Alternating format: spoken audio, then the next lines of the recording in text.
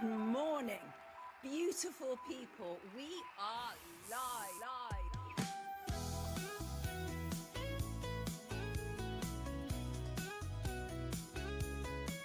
The sun is rising, the sky is blue. Good morning, grand risings. Let's see what's new. It's the time of day for Sonia and crew. Good morning, grand risings. It's time to wake up with Sonia Poulton. Sonia Poulton.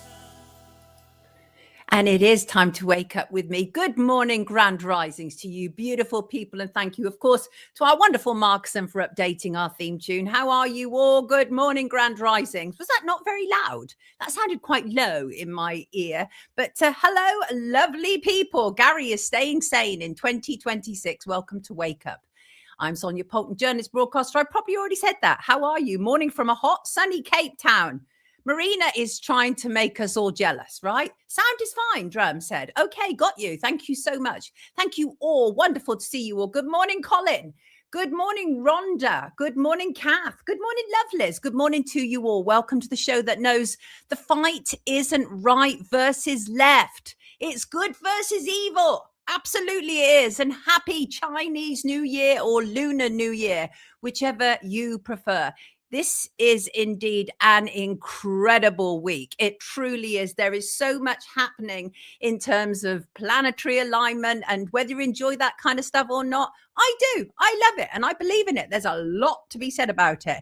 Right, what is coming up on today's Wake Up? First of all, our guests are Dr. Heather BRUNSKELL-EVANS. She was arrested and charged while protesting the proscription of Palestine action. And on Friday, a high court ruled that the ban for Palestine action was unlawful. And Heather will be joining us and to explain why it matters to us all, regardless of whether you support Palestine action or not, that it is absolutely immaterial. Although I will be very clear, and that is the prescription is not yet lifted. And so we will not be showing any support for Palestine action because I do not want a criminal charge, and neither does Heather. And we'll also be joined by formerly Dr. David CARTLAND, although as far as I'm concerned, he's still a doctor and a bloody good one. The shameful treatment of him, one of the very few British doctors who was prepared to stand up and be counted during C-19, and what the authorities have done to him is shocking. Wait till you hear it. And we'll also be joined by singer, songwriter and filmmaker LEYTON BENTA on his new film, Where Are the Children? News this week, we'll be looking at the rape gang inquiry, which concluded on Friday. We'll be looking at Restore Britain. And there's another problem with the Online Safety Act, which you may or may not be aware of. Plus, we'll be looking at the Epstein files, the continuing news, the filtering of the news, and the impact it's having on people. Plus your shout. What on earth is happening with Operation Talla? And what about Kurt Cobain, murder or suicide? And I'll also be responding to my Lucy Letby review, where I threw out some questions and you came back in your droves. Thank you. I'm very grateful for that. And we'll end with Nothing is Wasted, and particularly in this dynamic week. Thank you for being here. Very much appreciate it. So here we are. We are now shaking off the wood snake and embracing the fire horse or the red horse. And according to those more knowledgeable than I, it represents a rare and highly energetic event in the Chinese zodiac that occurs only once every 60 years. And the current cycle begins tomorrow, the 17th of February, and concludes on February the 5th, 2027. And the fire horse represents extreme speed. It represents passion. It represents independence and breakthrough energy. So if you've got something you want to launch, now is the time. Oh, yes, indeed. And the year is going to be characterized by rapid change, by bold movements, and a now or never approach to things. Historically, fire horse years were viewed as volatile or turbulent. And the last fire horse year was 1966. That year was marked by massive global upheaval, including the start of the Cultural Revolution in China and major social shifts worldwide. And many people see this as something of a karmic reset, which is extraordinary given everything else that is actually also going on this week, which we will talk about at the end of the show. So thank you for being here. Sail Away is a fire horse. Wow. And Fun Times Forever said, I think turbulence is far more likely. Blue Nomad, you've got gale force winds, actually really pleasant out there today. We're in southwest Greater London and it's lovely. DJ Markson said, it sounds about right for 2026. And so thank you for being here. The 10th and final part of the ongoing UK COVID-19 inquiry titled Impact on Society begins today, and we'll explore the impact of COVID on the population of the UK with a particular focus on key workers, the most vulnerable, the bereaved, mental health and well-being. The inquiry will hear evidence between the 16th of February, so today, and the 5th of March. Expect nothing of any great worth because the inquiry is built on a lie, a very expensive lie. You cannot get a good outcome from a foundation of lies. And on Thursday, Trump's Board of Peace holds its inaugural meeting, and Yvette Cooper chairs the UN Security Council discussions on Sudan. That woman has a lot to answer for, as we will be discussing shortly. And let's just look at some news before we bring in our first guest. The rape gang inquiry officially concluded on Friday. We heard, well, we as in a general term, but they heard several weeks of victim testimony. They say now the plan is to put people in prison. I don't want to be cynical, but I will believe that when I see it. The rape gang inquiry, often known as Rupert Lowe's rape gang inquiry, was launched after raising over £600,000 of public money. The inquiry focused on grooming gangs across the UK, specifically aiming to highlight failures by public authorities to act on warnings. The hearings commenced in this month and concluded this month, focusing on gathering victim and survivor testimony. And that the inquiry has highlighted that a significant percentage of perpetrators in these cases are of Pakistani heritage, targeting, grooming and assaulting mostly, but not exclusively so, white British girls. The testimonies are heart-wrenching. I know it's only some of the stories. Some of the public releases felt voyeuristic, but I have to remember that the people running this are not like me. So they won't necessarily have the same duty of care that I would consider. For example, nowhere on this earth would I have had Tory MP Esther McVey involved. McVey is not a fan of working class people in my experience, and it is working class females who are primarily impacted by the grooming gangs.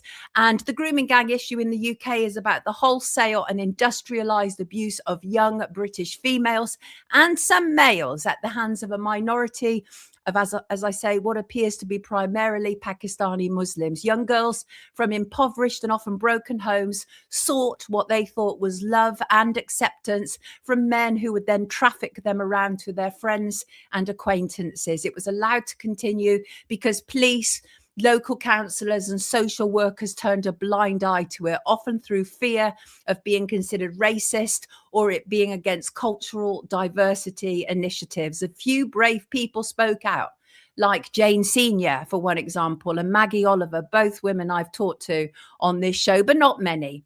Elon Musk turned it into an issue in January 2025, and I had no problem with that. And it was forced onto the political agenda, where Labour didn't want to have anything to do with it because it was their politicians and sometimes the MPs themselves who would be found culpable for allowing it to happen. And so in the absence of decent government leadership, the void was left to be filled by people with, frankly, other agendas. And that includes people who have a significant problem with Muslims in the UK. And that absolutely includes Rupert Lowe. He doesn't hide it. But does it actually matter? Does it matter what the intention is or what the motivation is? Some would say no. And to a degree, I have to agree on this. But where will it ultimately lead? It has no power beyond taking testimony from women who say that they were trafficked by these gangs, and that for them will feel cathartic. But will it lead to arrests, and will it lead to real change? I'm not convinced. I'm praying for the best and, as usual, preparing for the worst. And of course, there is also the government national inquiry now, which is kind of operating. So, kind of in tandem, but the hand was forced to the government. The government did not want to do it, not at all. And that's where this independent rape gang inquiry was very useful. It forced the government's hand. Now, the problem is that government inquiries are generally, like the COVID inquiry, about solidifying narratives. So the chances are it's going to cost us an absolute fortune. In fact, they're saying it's going to be £65 million inquiry. And believe me when I say this, that will increase. It increased for the child abuse inquiry because these things always do. And it's a similar thing, but Labour really didn't want to do it. And Labour really didn't want to do it because they're going to almost certainly be found responsible in some way. The previous child abuse inquiry led by Alexis J was published in 2022. It also looked at this phenomenon, but not to a large degree. But it warned of endemic abuse. Its recommendations were not implemented by the Conservative government. So I don't want to hear the Kemi Badenochs of this world go on and, and wring their hands and everything and because they didn't care when they were in a position to do something. There have been problems with Rupert Lowe's inquiry. That is to be expected. It's very difficult when you're dealing with survivors. And some survivors claim they have been ignored and dismissed and even blocked by the panel on Twitter. One is Kareem. She's Telford survivor. And I've talked to Kareem before. And she's a genuine survivor. She's been through hell and back. And I'm not sure what went down between her and Rupert Lowe and other people on the panel, but something did. She said, no one cares about us or what we're still going through. Everyone just uses us for likes and votes. Where is the help and support and protection for survivors? Nowhere. And the problem is we have a political dichotomy with the issue of grooming gangs. The left don't want to touch it because they think it's racist. Think about Emily Maitlis as one example. And the right only want to touch it primarily because of race. Very few are actually interested in the survivors. That is the reality. And it's horrible to admit it, but it is a reality. And I'm here to deal with realities. And before I bring in my first guest, I do want to point out that a lot of people are talking about Rupert Lowe and Southampton and the Sheldon review. You may or may not be familiar with that. Now, Bob Higgins was a coach at Southampton.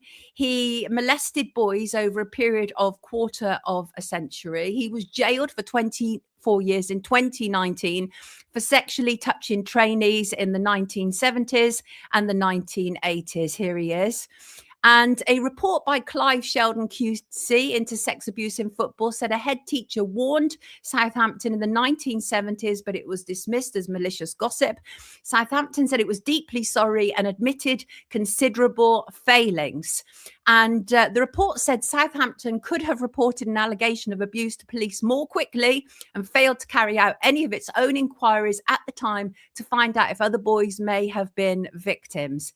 And as I say, Higgins was found guilty of 46 counts of indecent assault on 24 victims.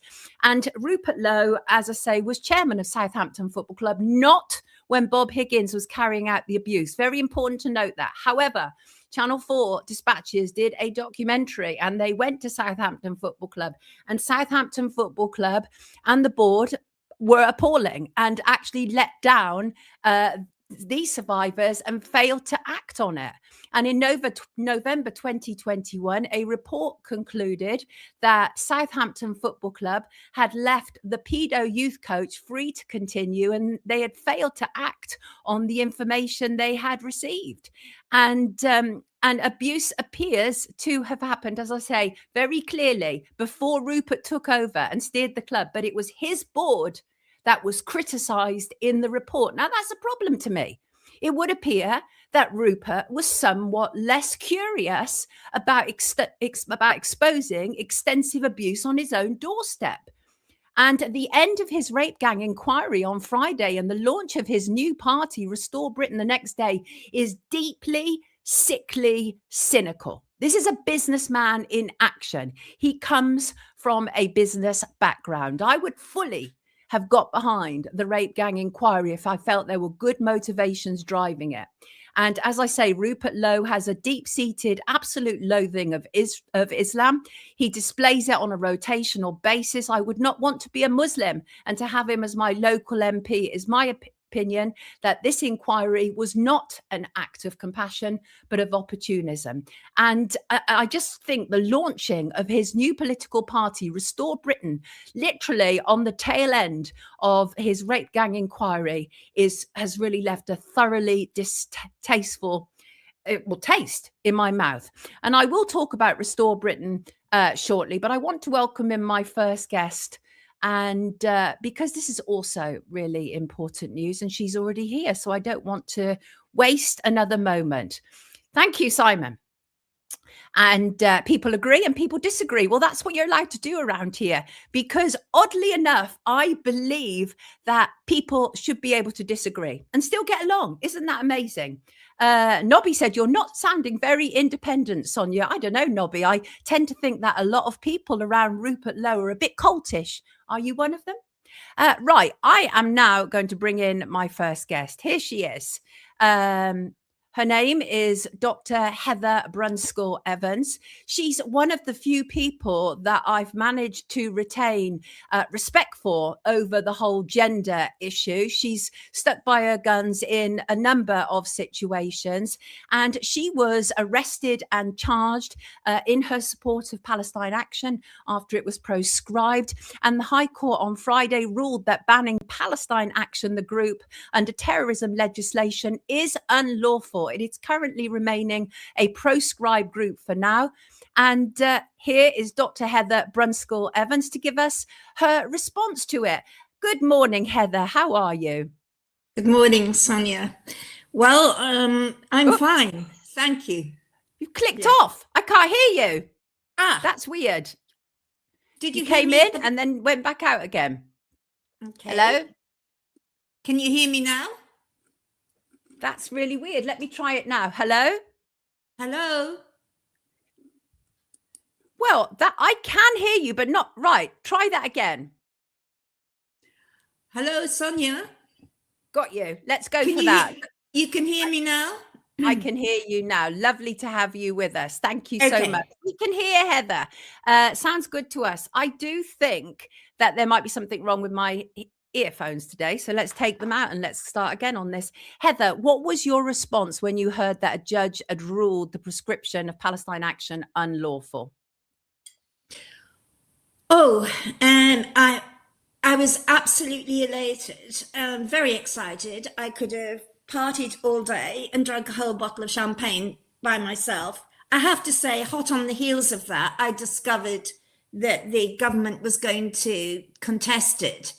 But let me explain that the night before the result of the judicial review on the Friday morning, so on Thursday night, I went to bed thinking there's absolutely no way that they will have designated that the government was unlawful, because what had happened before then was that the judge who was supposed to oversee the judicial review was summarily taken off the case. Nobody knows why.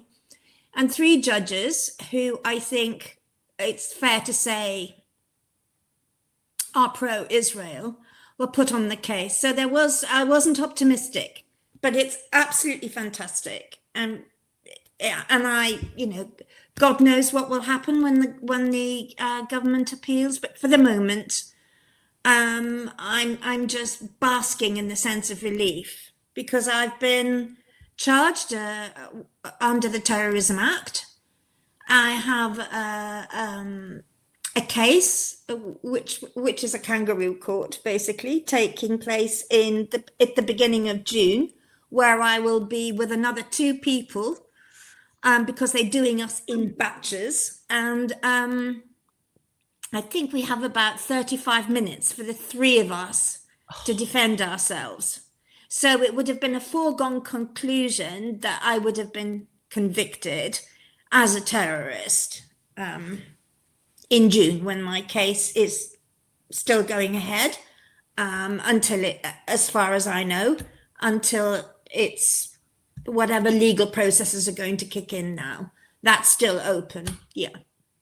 I mean, it's fascinating, isn't it? So they've got a consequentials hearing this Friday, the 20th. Yeah. And that's when they're going to set out their appeal as well. So at the moment, as we say, still a proscribed group, but it's even the police have admitted this is a very unusual position that they found themselves in, because obviously there are hundreds who have been arrested and have been charged, and it's highly likely that you'll never have to actually go to court in June. That's highly likely, because as providing they either are not granted their appeal or they lose it, then that will just be it. There's absolutely no way we can be dragging people through courts for something that is unlawful. That would be absolutely ridiculous.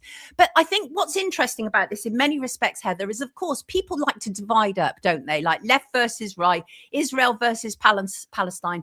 But this is an important win for everybody. This is about our freedom to assemble and to move and to protest, isn't it? So please, as a brilliant academic, I should point out, but as an academic, what does that actually mean in terms of kind of the censorship that impacts us all? Well, yes, this is hugely important. And as you say, it's not just about Palestine action. It's not just about Palestine. It's not just about Israel. Whatever your views are on this, it's really serious in terms of our freedoms in the UK, whichever side you're on. The idea that the government can suppress a particular voice. The government is clearly pro-Israel. The government is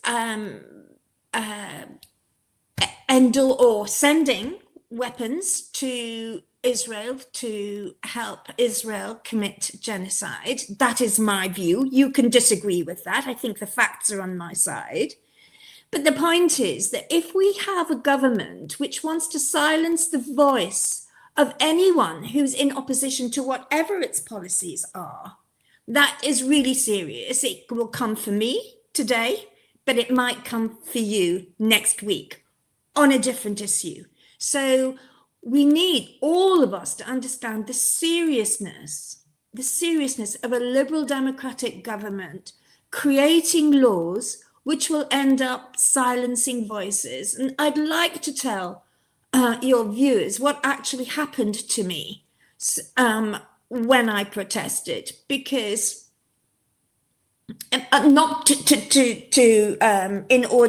not for a cathartic reason to tell my own story about what happened, but what happened to me is very significant in terms of it could happen to anyone, because I have been a law-abiding citizen all my life. I've never broken the law. I may have had a speeding ticket.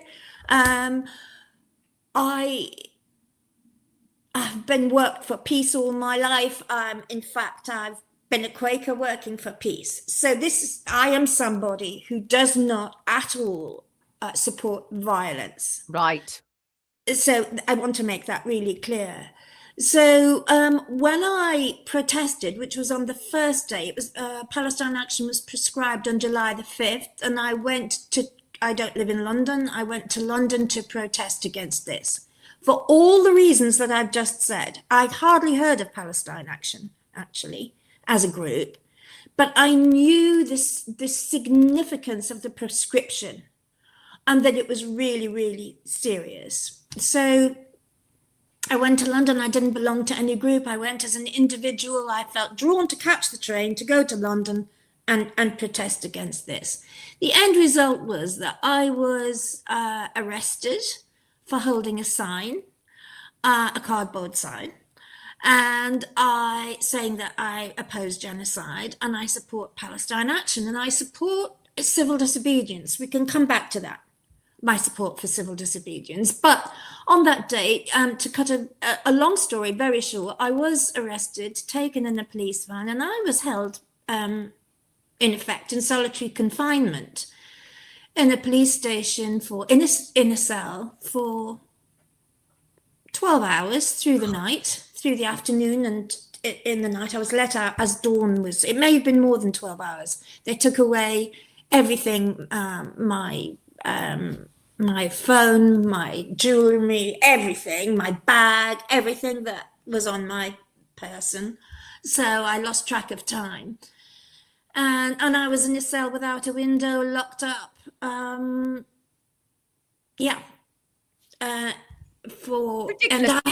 up 12 hours for protesting. It's absolutely for protesting. for protest. 2,700 people arrested for holding up signs, okay, since the ban Yes. came into force last Yeah. July. Nearly 700 people charged with a terrorism offence. This is an Yeah. absolute waste of our judiciary time, of time that is actually needed, and especially because they want to, well, they're getting rid of jurors. This I think is one perfect example of it, and I think it's an amazing decision on behalf of the judges. But we cannot forget that our government is captured. And this woman, who was the Home Secretary at the time, of course, now it's Shabana Mahmood, who is the Home Secretary, a former person who actually supported Palestine action, right? But it's amazing what happens when you get in positions of power, Heather, as we both know, right? But Yvette Cooper, of course, as captured an individual as possible. She certainly had money from the Israel lobby, and she was the one who pushed it through. Any thoughts on Yvette Cooper? I have lots. You can repeat at 9:30 in the morning. I have lots. Again, getting back to the principle that what is happening in this case is serious at a much larger level. So now she was the Home Secretary. She was somebody who held a very high position within our government, who was prepared and still prepared to lie to the population about the information that she had, which had led her to want to prescribe Palestine action. She says she widely consulted. I want to ask your listeners to look up something called We Believe in Israel. I mean, I don't know who she consulted, but I have advice that she actually consulted We Believe in Israel. Did she consult the Elbit system, which was the arms industry that Palestine Action, whose buildings Palestine Action broke into? She belongs to Labour Friends of Israel, and as you say, she's taken £215,000 from the Zionist lobby. So she's hugely positioned within all of this. But she can be herself ideologically, but she is not allowed to be hugely ideologically positioned in this and make laws on the basis of her position. She's just not. And if we want a government that isn't just pushed and pulled to an ideological position, we have to stand against this. And the other thing that, before I know that I only have a limited amount of time, the other thing that Yvette Cooper has done and other politicians have done from the left and the right is to say that one of the reasons they say that Palestine Action has been a violent group, it's demonstrated it's violent, it's extremist. There's absolutely no evidence for it being a violent group, apart from one thing. Of all the incidents that they carried out, of which we already have laws to cover that, though. For which we have laws to cover, criminal damage and so on. There was an altercation in which one activist was in a tussle with a police officer. Now, that case is still ongoing. The jury was torn on that. There hasn't been made a decision about that. But I would like to read out something to demonstrate the way that our politicians are lying, not just Yvette Cooper, but most of them. What has happened in the past few days, they have said that to demonstrate that Palestine Action is a violent terrorist group, a police officer's back was broken. This is an absolute downright lie. If you go back to all the footage from many of the politicians, can I just read out what was said in court about this? So in court, the defense barrister from the young man who was in this tussle with a police officer said that the x-rays didn't identify any bone damage, nor did an MRI later The injury didn't require surgery, and Sergeant Evans was advised to take painkillers and do physiotherapy. The agreed facts state from medical evidence that you'd expect such a fracture to heal in 6 to 12 weeks. So a tiny hairline was there, but it would heal within 6 to 12 weeks. And with full healing in 3 to 6 months and no long-term consequences. As far as I know, this police officer is back in action. So the politicians are lying to you when they say that her back was broken, because they're suggesting that we now have somebody who's had life-altering damages to her spine and who is a paraplegic. I mean, it's utterly ridiculous. So the point is, Sonia, that this case is significant because it reveals much more than anything to do with Palestine action, more than anything to do with the protesters, who are largely elderly men and women who are protesting for ethical reasons, not because they endorse violence, but the absolute opposite. Because the point is that it is the government which is acting in a criminal way. And we have to be able to uphold our government when our government is criminal. So it's not that those people who are protesting are criminals. It's that we have to be able to uphold our government to account, to keep to the law. And just one more thing. I know that I can't take up too much. Go on. But the Yvette Cooper, to get back to you, and I promise you I won't swear, to hold Yvette Cooper to account, who says that all she's doing is upholding the law against this extremist group who are violent. I'd like her to keep the law. I'd like her to uphold the law in relation to the International Criminal Court issued an arrest warrant for Netanyahu. Will she uphold the International Criminal Court? The UN has carried out a report. Sorry, I've forgotten its name at the moment. It was published in 2025 in the autumn, which says that Israel is meeting the criteria for genocide. It is carrying out a genocide. Since that is the case, the UK are obligated to the Genocide Convention and should be keeping to that. It's absolutely not. It will not call what Israel is doing as a genocide. And it refuses to defend the ICC, the International Criminal Court. It refuses to endorse the UN officials, and in which case it should be sanctioning Israel for what it's doing. So yes, my plea is, let us uphold the law, but let us be a kind of society in which, when the law is not upheld, citizens can do the job that the government should be doing. And the citizens should be able to hold the government to account. If we cannot do that, then we cannot call ourselves a liberal democracy, and it affect all of us. Absolutely. Reba says this is what people don't realize. It may not be something silenced you care about right now, but one day it will be. And Lenticular Cloud said, yes, Heather is not a danger to a free society.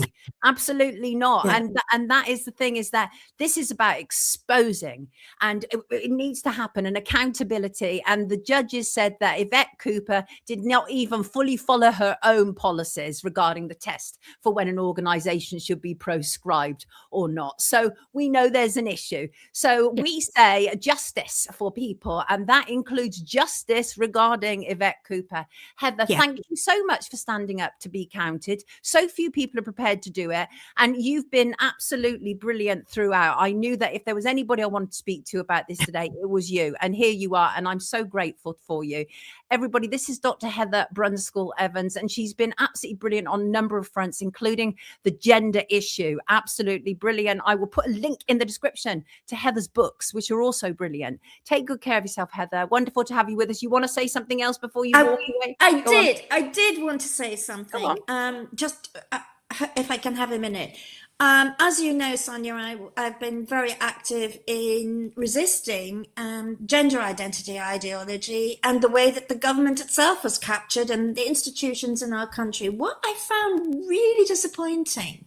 Oh, it's going to be the same thing that I found disappointing, I'm pretty sure. Go on. Yeah, really disappointing that those people who have understood, those people who were collectively in the fight against gender ideology and who were active in protecting the children of this country from medical interventions have suddenly become very, very quiet about this and want to castigate people who they say, like me and you, for not complying with the law. So suddenly they've become very obedient in relation to this, and this feeds into a much larger issue, which we can't go into now. But I heard the last couple of minutes of before you invited me onto the show about the ways in which the growing, I'm going to call it Islamophobia. I hate these terms that have phobia. I do too, but it is descriptive. Yeah. And the ways in which, because it's Palestine, because they're Palestinians, this is feeding into a growing sense that there's something about that Western civilization is being defended by slaughtering thousands and thousands and thousands of children. So that's an issue that needs to be drawn out. Absolutely. Couldn't agree with you more, because the truth is, Heather, these people were never interested in children in the first place, because if they were interested in children, they'd care about all children. That is the reality. But it's been lovely to have you with us, because I know you do care about children. Dr. Heather BRUNSKELL-EVANS, everybody. Isn't she wonderful? Take good care of yourself, Heather. Lovely to have you with us. What a star. Absolute star. And people, I should tell you, oops, I've still got bloody Yvette Cooper up in my face. I should tell you, it's going to be quite a feisty show. And if you are a major Rupert Lowe fan, you're going to have to be prepared for the fact that I'm not. And I've considered it from all angles, and I will almost certainly be giving him and the rest of his far-right grifters something of a kicking today. So that might be too painful for you to take in today. But so I'm just giving you a heads up there, right? Just giving you a heads up. Right. I want to bring in my next guest, because he's also been through a type of hell. Let's bring him in. Thank you, Jamie, saying actually watching you live on a Monday. Hooray. Hooray indeed. Here he is, Dr. David Cartland. Can I still call you Dr. David Cartland, David? Yeah, you can, just about, I think. Yeah, good to be here. Thanks for having me on. Yeah, it's an academic qualification, so whatever the kangaroo courts decide, I can still use it. They can't strip you of that. First of all, thank you for being with us. I'm sorry I'm a little tad late. Few doctors were prepared to speak out during C19. You were one of the few, along with people like Sam White, and you have been attacked and targeted by a small group of organized trolls. You've been through hell. I've seen it. We have to be very careful, because David is not primarily here to talk about that, because there are legal issues attached to that. But nonetheless, I do want to acknowledge what this man has been through. And I just brought together a selection of screenshots to show you what is said about him and done about him online. These things are clearly criminal and civil. They are actionable, unquestionably. Some portraying him as Hitler, portraying him as Jesus, rogering him. And I've even had to blank it out, David, because it's so grotesque what they do, portraying you as a friend of Jimmy Savile, portraying you as Ian Brady. Absolutely disgusting, reprehensible stuff. And so what you did is you quite rightly defended yourself and fought back. And the GMC ended up removing you from the medical register. And they said, why? Because of harassment. Was it harassment that they accused you of? Yeah, I've been found guilty of harassing pretty much the trolls. It's quite ironic, really. I mean, I was just looking through the MPTS tribunal yesterday, and it's playground antics, really. It is literally that. The charges were 3 people that I'd called out. In fact, the ringleader of the troll group himself was one of my victims. It's quite embarrassing when I say the sentence again. I can't name names, but people will know who I talk about if I say the sheep farmer from up north, who's the kind of ringleader. I was found guilty of harassing him. I mean, it kind of sums it up, really. I mean, the other thing I did was I gave 5 what they called vaccine exemptions out. They weren't vaccine exemptions, they were letters in support of your bodily autonomy, right, which really shouldn't need to be written, because your bodily autonomy is pretty sacred, and also your valid refusal of consent with capacity. These were 5 or 6 extenuating circumstances of people who approached me to go and see dying relatives literally abroad, and I just wrote a letter that was never shown to anyone. Back end of the pandemic, where there were no travel regulations, and if you look at the headlines, Dr. Cartland falsified medical notes, which isn't true, and that's led on, as we'll talk about later on. But just wanted to give you, in a way, a demonstration. So this is one of the doctors I harassed. This is the worst that I said to her. We're not going to mention names, are we? Because I know we're not allowed to. Right? No, okay. no names at all. And anyway, these doctors were given anonymity orders, so they're referred to in their anonymity. So Dr. A doesn't know what she's talking about. This is from me. This doctor has complained to the GMC about me. Incredible claims need incredible evidence to back. The actual audacity of Dr. A. The booster tested on 20 mice is good for you and your unborn, according to Dr. A. Just to go into a second page, really. This is the worst examples.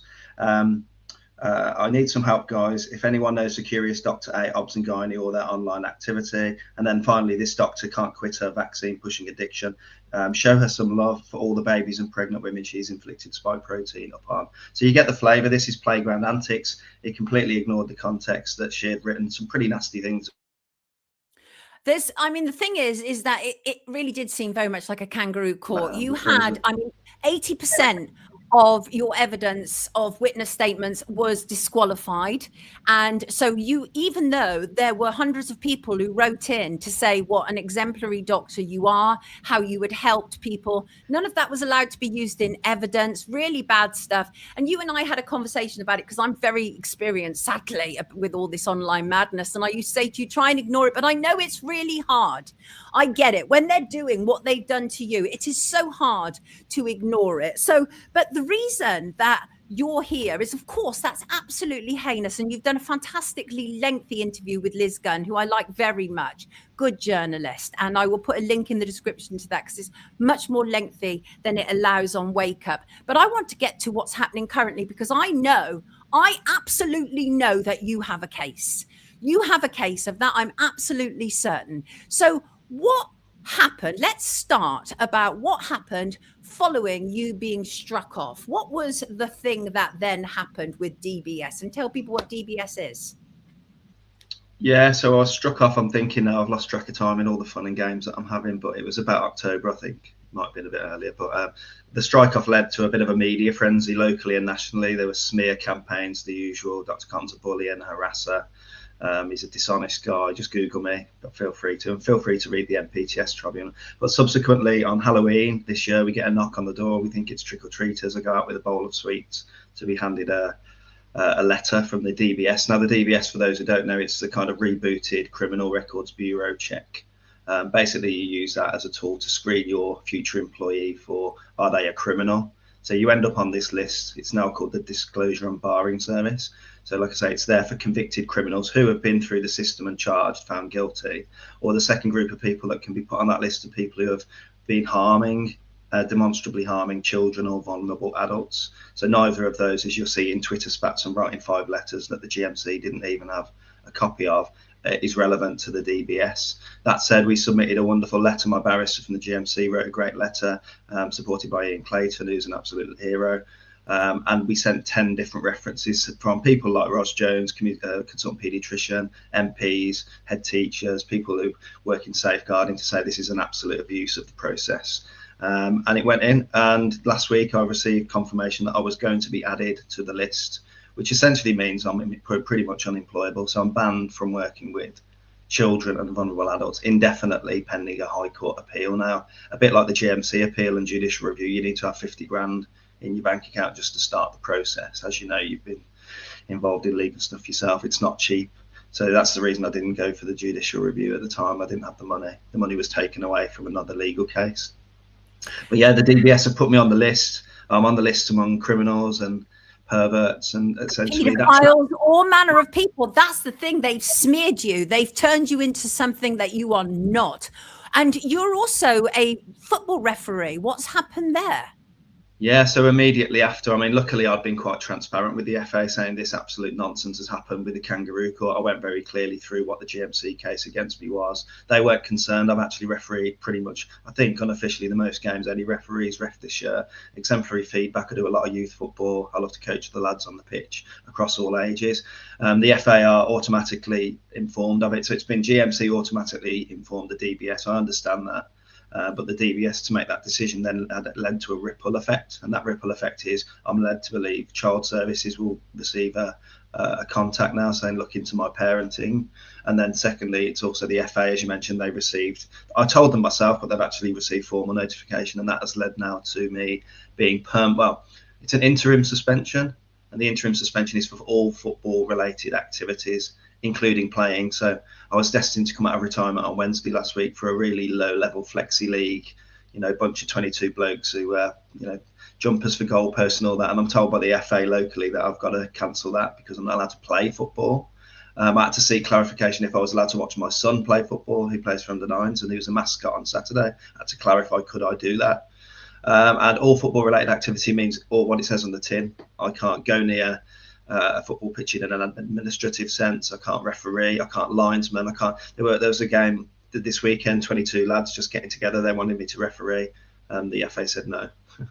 So yeah, I've been put on a criminal list, banned for my absolute passion. It's the only thing, Sonia, that's kept me sane in all of this. Getting out on the football pitch and getting swore at by 22 blokes every Saturday, and then the youth football, the vets football. They've banned me from vets football, which I can't get my head around because they're over 35s and over 50. So at least let me get on with that.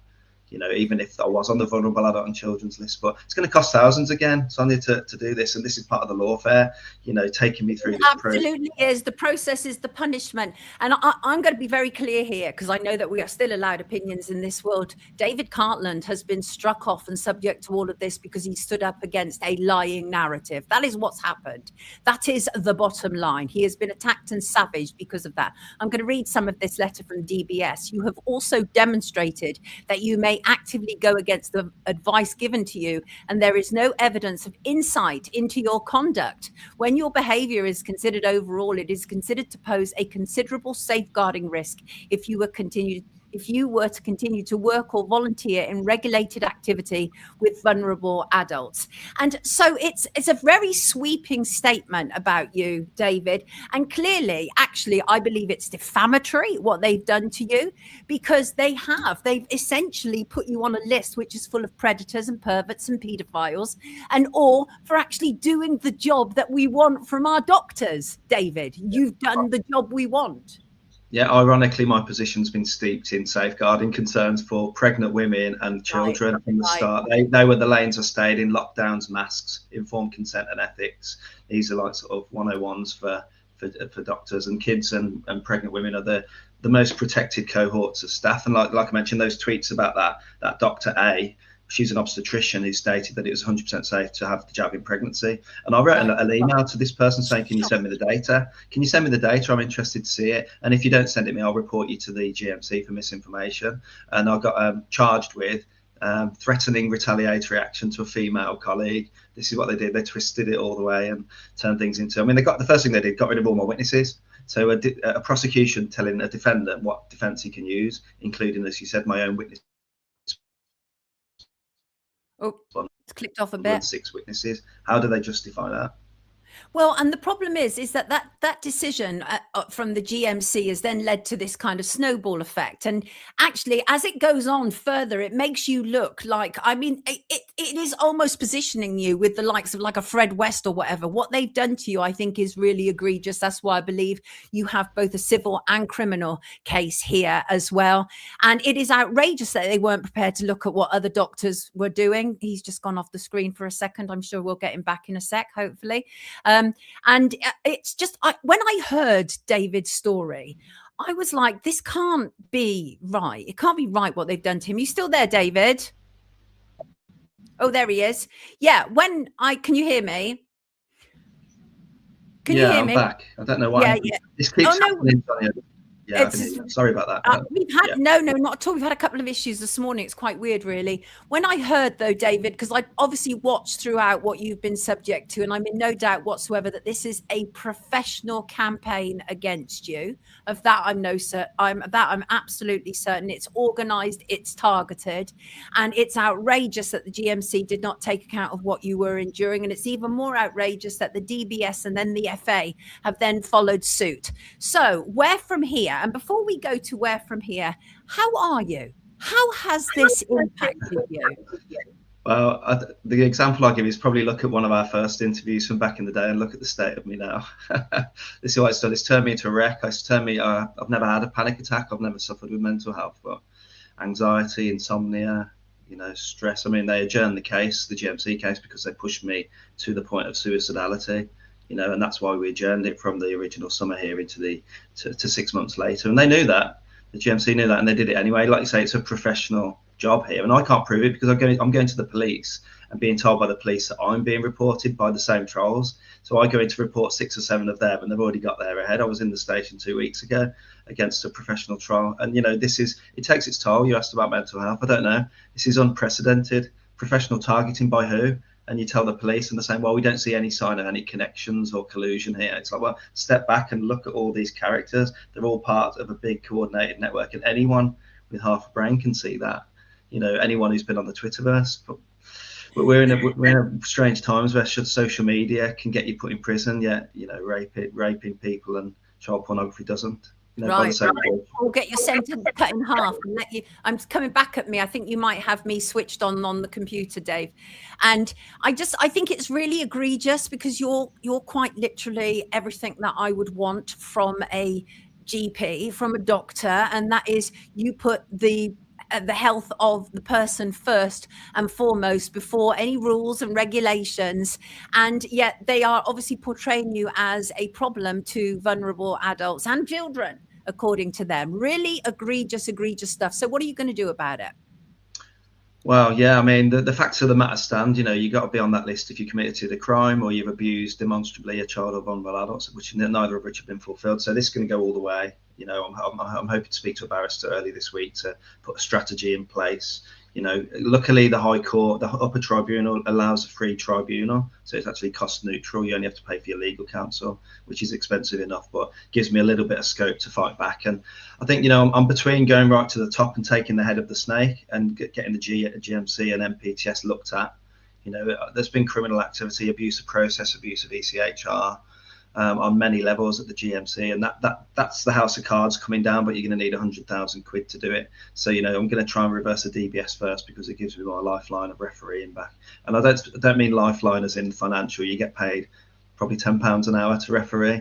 It's literally my love, and I've been promoted and I'm well thought of in the referees community, and suddenly dumped like a ton of bricks. So yeah, plan of action, reverse the DBS, hopefully. I mean, it's not as if they haven't heard what I've just said in the submission that we put to them. They made the decision anyway. I mean, they've said about the children's list, I'm on there because it flouted international regulations and safeguarding during a pandemic. So if I was to work with children, note the ifs and maybes, if I was to work with children in the future, I may allow my ideas and opinions to overall safeguarding concerns, and hence must be on the DBS list for children for something I haven't even done yet. You know what I mean? This is this ifs and maybes and conjecture, It's like putting somebody on a sex offenders list just because they've got male genitalia and they might be used. Oh, it's egregious what they've done to you. And I think ultimately you will win. But unfortunately, as we say, the process is the punishment. So they've put you through this, first of all. Good, interesting comment here from Individual Perspective. It's calling you a poster boy to frighten other doctors and health workers. And I think there's a point of truth there, actually. I do. Biggie Smalls, not the Biggie Smalls, of course, says donate to David if you can to help with legal costs, indeed. And so make sure that I have a link so that people can find out more about what you're going through and how they can support you. I know lots of people will. I was talking to some friends last night about you, and they were like, well, he was one of the few people who was prepared to stand up and be counted. I said, exactly. And look what they're doing to him. And it's almost like they are so visibly, publicly punishing you, as Individual Perspective said, to essentially send a message to everybody else, don't stand up, because this is what's going to happen to you. So, you know, go on. My inbox is full, Sonia. It used to be the excuse when people said, I used to get a lot of taps on the back and well done for speaking out from colleagues, cowardly colleagues, I'll call them what they are, agreeing with me in principle, but not speaking out. The messages used to be, I don't do it because my kids are in private school, I've got HP on the car, big house, etc. It shifted very quickly to, we've seen what they've done to you, Dave. It's an official wakefielding, as I call it now, but in modern day terms, you've been CARTLANDed. And people do it. I get messages all the time. We'd love to speak out, but we've seen what you've done to you. They've really hung you out to dry. So it's been a beautifully prohibitive, it's had its desired effect, hasn't it, really? That people won't speak out because, and it's not just me, it's every doctor that's spoken out unceremoniously, stripped of their credentials. Now, it takes a long time to become a doctor, and I've got 17 years in the tank and 25 years left to give, hopefully, and I'm not going to be allowed to do that unless a miracle happens. Any millionaires watching this who fancy supporting a people's champion, feel free. We need to reverse this, as simple as that. I don't know. We absolutely do. And again, almost like my first guest, this is about so much more than just David Cartland having issues with GMC and DBS. It is about, if we allow this to happen to one, this kind of stuff is going to keep happening to the rest of us. Let me read you some of the comments. Cheryl says, this is absolutely sickening, pure evil. Gina says, persecution of honesty by the corrupt. Sonia says, to make a shh. And that's the reality. And it does have a chilling effect. It absolutely does, because it does make other people. There must be other doctors like David. Where are they? Says Summer Breeze. There are. Dr. Sam White, Dr. Yeah, that's right. Absolutely. There has been some. And Dave is a hero, a decent man who should be congratulated for his honesty. Well, he's congratulated for his honesty around here. I think the GMC is not fit for purpose. I think what the DBS have done to him is outrageous. And I hope you sue holy hell out of all of them, including the FA. Dave, last word to you. I will be. Yeah, I'm all for truth and justice. Everything I've ever done has been about my, I've talked about it. I've called my book, Do No Harm. It's all been about children. It's all been about pregnant women. It's all been about protecting my Hippocratic oath, which is first, do no harm. And, the consequences of me following that is funny, because the GMC have been reminded in my case that I was following informed consent and good medical practice and duty of candor, etc. So, yeah, I've just, any support gratefully received. Spread the word, share this interview, let people know what's going on. Because if we don't, this is my tool now, Sonia. It's my voice, it's my reach. It's doing all these interviews I'm doing back-to-back interviews to get eyes on this subject. Because as you mentioned earlier, this could happen to anyone. You could be put on a DBS list having committed no crime. That's been confirmed in my case. TTC said, if Dave's in Brum and fancies a beer, get in touch. Vendessa says, hats off to you, Dave. Strong-spirited man. And Craig points out our institutions are rotten to the core, and sadly they are, which is heartbreaking. Mark wants to know, how can I donate? David, make sure you send me the correct link so people can donate, because I know they're going to want to. And so thank you so much for being here with us today. Thank you for Jane for all the splendid work that she does. She's a star as well. And Luna says, a man with a moral compass. We need more of them. Yes, indeed we do. And don't let the bastards grind you down, Dave. We are with you, says Chels. Indeed we are. See, there you go. Loads of support from the live stream this morning. Everybody. Dr. David Cartland. Lovely to have you with us. Thank you so much. Lovely to have you with us. Awful what he's had to endure. Absolutely awful. Now, before I bring in my next guest, I want to just quickly address this Rupert Lowe new party. And Sean says, Sean, I'm going to take issue with something you said in the comments. Sean says, I don't think we should be using terms like far right. We should leave that to fascists like Starmer. No, Sean, we absolutely should be using terms like far right when it applies to people who are far right, including we should be using terms like far left when it applies to people who are far left. We need to know who's who. Now, it is absolutely my opinion that Rupert Lowe is far right. That is absolutely my opinion. And that is why I had some issues with him and his grooming rape gang inquiry, even though I know ultimately it will help survivors and victims because they needed a voice, they needed a platform, and the British government were unprepared to give them that. However, as I said, I think it was deeply cynical to launch a new sodden political party the day after you've concluded a rape gang inquiry. I think that is problematic and I think that is cynical. And I'm going to tell you something else that, Sean, you probably won't like and a lot of other people won't like either, but I'm in that kind of mood. And that is Restore Britain is for people who found that reform wasn't quite racist enough for them. Bottom line, right? And honestly, I don't care what you think about that. I really don't care what anybody thinks about that. When you have Elon Musk backing your party, which is what he's doing with Rupert Lowe, I know there's a problem. Absolutely.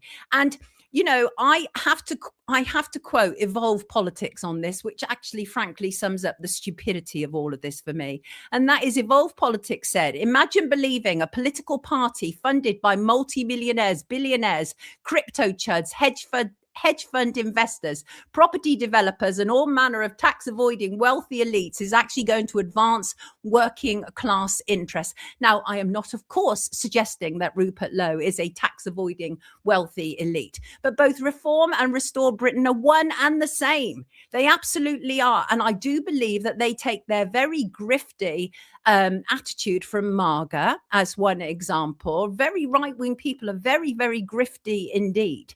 And, you know, it's all costing money to join these things. You had Ben Habib, who set up Advance UK, £20 to join, right? Went from £10 then to £20. And now he's apparently merging with Rupert Lowe. Where's the money gone? Okay. And then it also costs money to join Restore UK. And apparently Rupert Lowe is looking to field candidates from business and military for the next election. Haven't we already had enough of that? Haven't we? And so what we now have is Tory losers defecting to Reform and Reform losers defecting to Restore Britain. One unholy trinity of awful, awful people doing down our great nation. And the stuff that these people say on that far right haven, yes, Sean, far right haven, X/Twitter, the stuff they say is absolutely outrageously disgusting. And honestly, I don't believe for a second that Rupert Lowe is any different to anybody else that we've currently got. This is one of his tweets. Our cowardly government must find the courage to stand with Israel. We must support them however we can. So basically just another Zionist party, as if we don't already have enough. And honestly, when I see some of the lowlife who are now supporting Restore Britain, I realize how ugly it has all become. Deeply ugly. And honestly, hardly anybody outside the Twitter bubble even knows who Rupert Lowe is. So yes, I will absolutely probably upset and offend some people in the comments this morning, but that is my job. Sometimes it's my job to offend people. Sometimes it is, because I'm just speaking the truth as I find it. And the thing is, I don't think for a second that the kind of people who are going to be voting for Rupert Lowe are really prepared for what he's likely to do. And one of the things is that a lot of unemployed people are attracted to his party. And he's going to have you out there cleaning graffiti off of walls for free. Absolutely, he will. He's already made that clear. He's been posting pictures. And but there's some things that I agree with him, and that is he's planning to ban halal and kosher food. He said on his first day, I think, in government, if he ever gets to government. But some of the stuff that they're tweeting out is diabolical and disgusting, and it's divisive. I don't want to see people tweeting out stuff like a British passport doesn't make you British. That, to me, is a fascist far right party. And if you don't like that, then there's not much else I can do for you on that. So there you go, because I'm always going to express myself, people. You know what I'm like. But by the same token, I will also see what you have to say about it. So I'm going to go to the comments now and be prepared to take it all, because I can, because I do believe actually we need to have a dialogue. And that's what I think about all of those things. So I'm more than happy to hear what you also have to say. Funtime says his supporters are fascist too. And Simon said he's like a girlfriend who takes you half the way. Jesus, Simon. And the unjust of it all is sickening. And Farage is a anchor. Well, yeah. But the thing is it's false dichotomy because they can both be anchors, you know. And right, are we ever going to win with politicians? I'm not convinced. I'm really not convinced. And voting is what brought us into all of these situations, right? I'm not convinced that we can vote our way out of it. But I may be wrong. And I am absolutely, please feel free. Email me, message me, tell me what you think and why you think Rupert Lowe is the man to save our country. Let me have a good laugh. DJ Markison, how you doing today? I hope you're well. Right, I'm going to bring in my next guest. And very important what he's doing. And yeah, let's bring him in. Let's bring him in. Here he is. His name is LEYTON. Oh, LEYTON, trying to bring you in. It's not letting me. Hold on. Bear with me, mate. Right, here we go. Here he is. Oh, add to stage. Why is it doing? I have had all manner of issues this morning, LEYTON, and you are not the only one. There he is. Hey, Sonia, how you doing? I'm very well, thank you. How are you, LEYTON? No, I'm very, very good, thank you. And loving your spirit as always, Sonia. It's always, you know, admirable to just acknowledge what you're doing. And I really do share the sentiment. I'm a straight shooter, but as a consequence of that, that also invites other people to be straight shooting with me. And I'm really cool with that. Look, you know, 100%. People are very forthright with me and they're like, I completely disagree with you and you're being biased. And I'm good with all of that, right? They're allowed. Yeah. It's okay. We should be able to do that because I think part of the problem that we've had in the world is lack of communication, right? And we've just had dictators, right, telling us everything. Whereas actually we do allow a free flow of ideas around here. But I never hold back. If I have something to say, I never hold back. But 100%. Let's talk about you. But before we talk about you, I want to play your trailer. Let's play your trailer. You are, of course, singer, award-winning singer, songwriter, filmmaker, and you have a new film. And this is the trailer for it. Let's go for it. Oh, no, that's you, LEYTON. We're still having problems. Try it.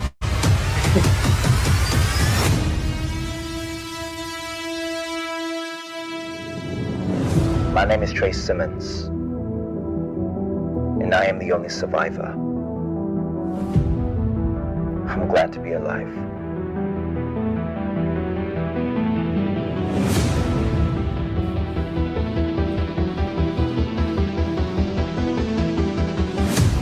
Where are you going with those children?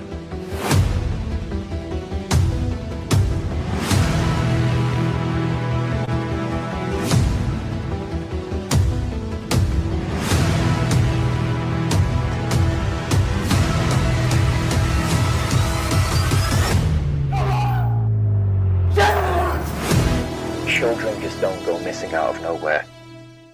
They certainly do not just go missing out of nowhere. Where are the children? You are premiering that in, I think, is it Brixton, the Rich Mix? Is that correct?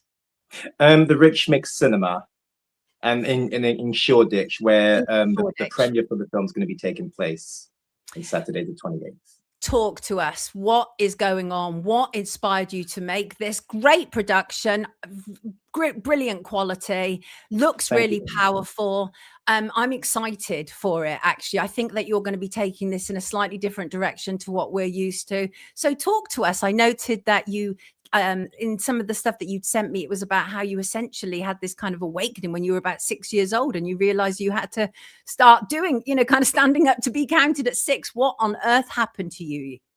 Oh, thank you, Sonia. Thank you so much. Yeah, this has been a very deep journey, very deep, meaningful journey of mine, because when I was 6 years old, from being forced to be part of a Christmas concert at the time to actually sing, which I didn't discover that I could actually sing until it took that moment being in an uncomfortable position.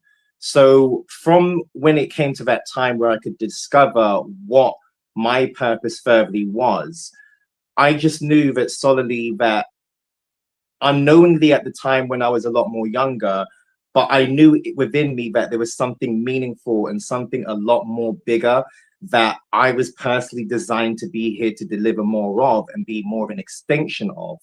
And that was always unconditional love, but also consciousness, awareness, along with just things that have just been in plain sight for a very, very long time, that I have seen pretty much things for what it is. I question other than just run with narratives that are just presented to us, of course. So when it came to this specific project of Where Are the Children, the inspiration with that solely stemmed from the entertainment industry, which I would not call entertainment. I'll just call Satainment instead. Because there's so much things, even just as an independent artist, I've been up against 6 major label corporations before, and that could have signed me up to being, as we say, famous. But I declined the offers due to the very reason of knowing the sinister plans behind what they was really presenting, which means that realistically it is selling your soul. That's just a fact. I mean, what people can see is deemed as being crazy and ridiculous, people have to see as that's the truth of what could seem that it isn't believable to be true. So, and that's why I knew that when making those decisions to be clean and authentic, you really do come up against a lot of adversity and threats along with your career, because you're not willing to be silent about the things that you see, and you're not willing to conform to society's norm. So I knew that children really had been a target from like back in ancient times leading into today's time.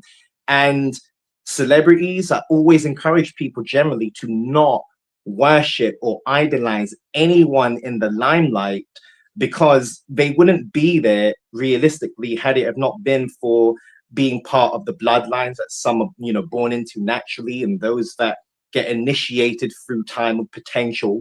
And then they manipulate that. They manipulate every artist, actor, politician, president, pope, whoever you want to call it.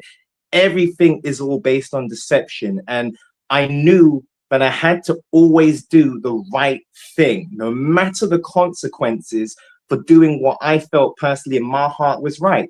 And from that, it does come down to that children solely have been the target for so damn long. And I just got so sick of the way things have been orchestrated. So that's why I took a stand from very young, leading up to this day, and it will continue on, because it's not about fame for me. Forget about famous. I don't care. What I care about, Sonia, personally from my heart, is that when you are being recognized, you're being recognized for solely the soul being, like the high conscious person, the honest person that you solely are, and not having blood on your hands to be in a certain position. So it does come with delay with the journey. It does come with being debunked from platforms. People don't want to hear what you want to say. They don't want to play your music. They don't want to have you in certain productions and films. That's why I create my own content and have been creating my own content for a very long time. And it does get very exhausting because of just the warfare that you go just to doing the right thing. And you know that your message and talent and gifts are very important because it's clean. It's what people need to receive. But will it be on platforms on the mainstream side? I've accepted to say it won't, until if it comes to the decluttering of the government, of the entertainers, and to fill it with the clean-hearted, the high-conscious people. And we have a very long way to go. Oof. So I don't personally know realistically, and this is not being pessimistic, but as we know how things run pretty much, you know, with all these different societies, bloodline families that run everything pretty much, can we really see certain levels of change happening with entertainment-wise, or certain level of justice for humanity? I will say yes, because of the level of awareness that people are waking up more. However, in terms of it being a complete declutter, I can't honestly say yes. But it doesn't mean that we can't still remain doing the things we've always meant to be doing, because you're educating people along the way, whether they tell you or not. And even if it's a thing where people did not believe what you stood for once upon a time, they're already seeing things come into fruition now. And as a young person, you know, as a young man, I look more out for future generations. I look out for what is significantly placed with every seed that I sow, so that when we're no longer physically here on earth, then at least I know that with what I've left behind, people will discover that there actually has been someone authentically trying to actually do the right thing without actually selling their soul, and to be of some form of influencer. It will matter in the end. None of it will be wasted. In fact, my end comment on today's show is about how nothing is wasted, and it will matter in the end. And I came through music journalism, and hip hop was my speciality, and I toured with most of the greats. And but I actually saw the demonization of hip hop, and the attack actually on Black musicians has been really interesting and quite unconscionable. So what they've chosen, obviously the music industry, is they will hoist aloft women who come through kind of stripping and very sexual stuff for kind of Black female artists is pushed to the forefront, and very thuggish, very violent imagery for Black male artists. That's if they're not trying to put Black male artists in dresses. And I've seen all of that, Leighton, and that's the kind of stuff you're talking about escaping from. And you've done the right thing. It's very hard being an independent artist, but at least your integrity is intact. Thank you, Sonia. And that was everything personally for me. And because I see things for what it is, it's like no matter what, nothing impresses me, no matter what. And people think, wait, why are you not participating in this conversation when we talk about these artists and music and actors and da-da-da? It's because you know how they got there. Yeah. You know? I mean, I am reaching the point. Now, I used to think there must be at least some people who have gotten to certain heights who are not sellouts, but I'm reaching a point where it's like, because it doesn't work like that. It's multi-layered. You have to kind of agree to one thing in order to be able to get to the next step.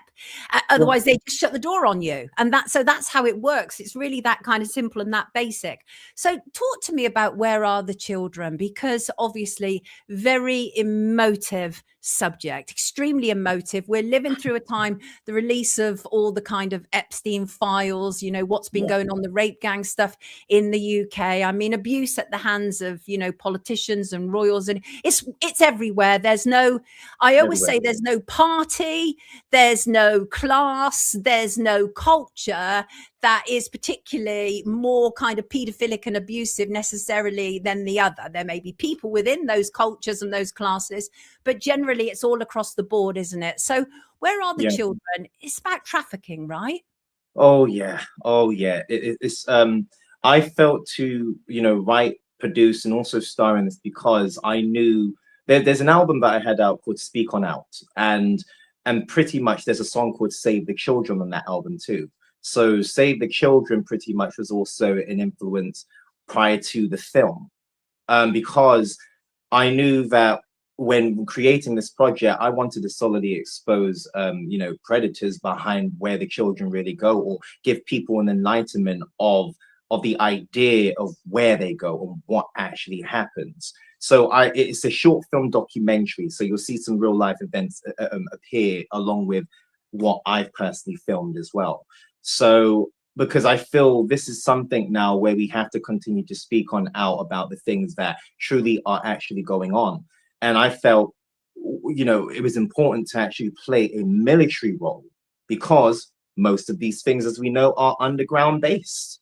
And the military, well, we can go on about the whole military side of it all, but I felt being a role of a soldier, but coming with good intention, that you're there to, you've seen the things that are going with the atrocious acts. And I wanted to play the role prior to exposing the things I've seen, but giving people an enlightenment behind things that they may not be shown, other than just what, of course, they'd be presented on the TV, which is, of course, you know, that they're not going to show you everything. So I was very emotional doing all of this, Sonia. It was very, very difficult, very emotional to doing these particular projects and just actually coming forward to showing people of what's actually going on. you know, from the whole, you know, blood sacrifice, the decapitation of human, you know, the eating of the flesh, the intestine, like so many things, organ sellers, like all these things, adrenochrome, you know, the Red Shoes Club, like so many things, Pizzagate, so forth. So I just said, I'm going to create a film raising the awareness of child trafficking, and it's not just in a space of a moment creation. I always do creations and longevity wise of it being timeless, because this is an everyday issue. So, and that's why I felt by playing the role, you know, of Trey Simmons, is because if, as in, I don't even want to say entertainer, I just say as a human being, as a man, I felt that it's a responsibility with whatever I interpret with my creative endeavors, along with myself as a person. Everything you see in reflection to the creations is a reflection of myself. You see actually me through the creations, not in terms of someone's decided to play, you know, someone who's satanic, or you know, you're doing things that are actually promoting the New World Order agenda, basically. I'm not about that, Sonia. No, so clearly, you know, and it can be very, very difficult with persevering for a very long time with all this, but we got to this point, and I just says, well, if I want to be me, I got to be fully free. You know, you have these spiritual wings that you have. You may not see it, but we are grounded, you know, by nature, Mother Nature and everything. And here's the thing, it's just, there's so much illusion and so much deception, propaganda and tyranny and so forth.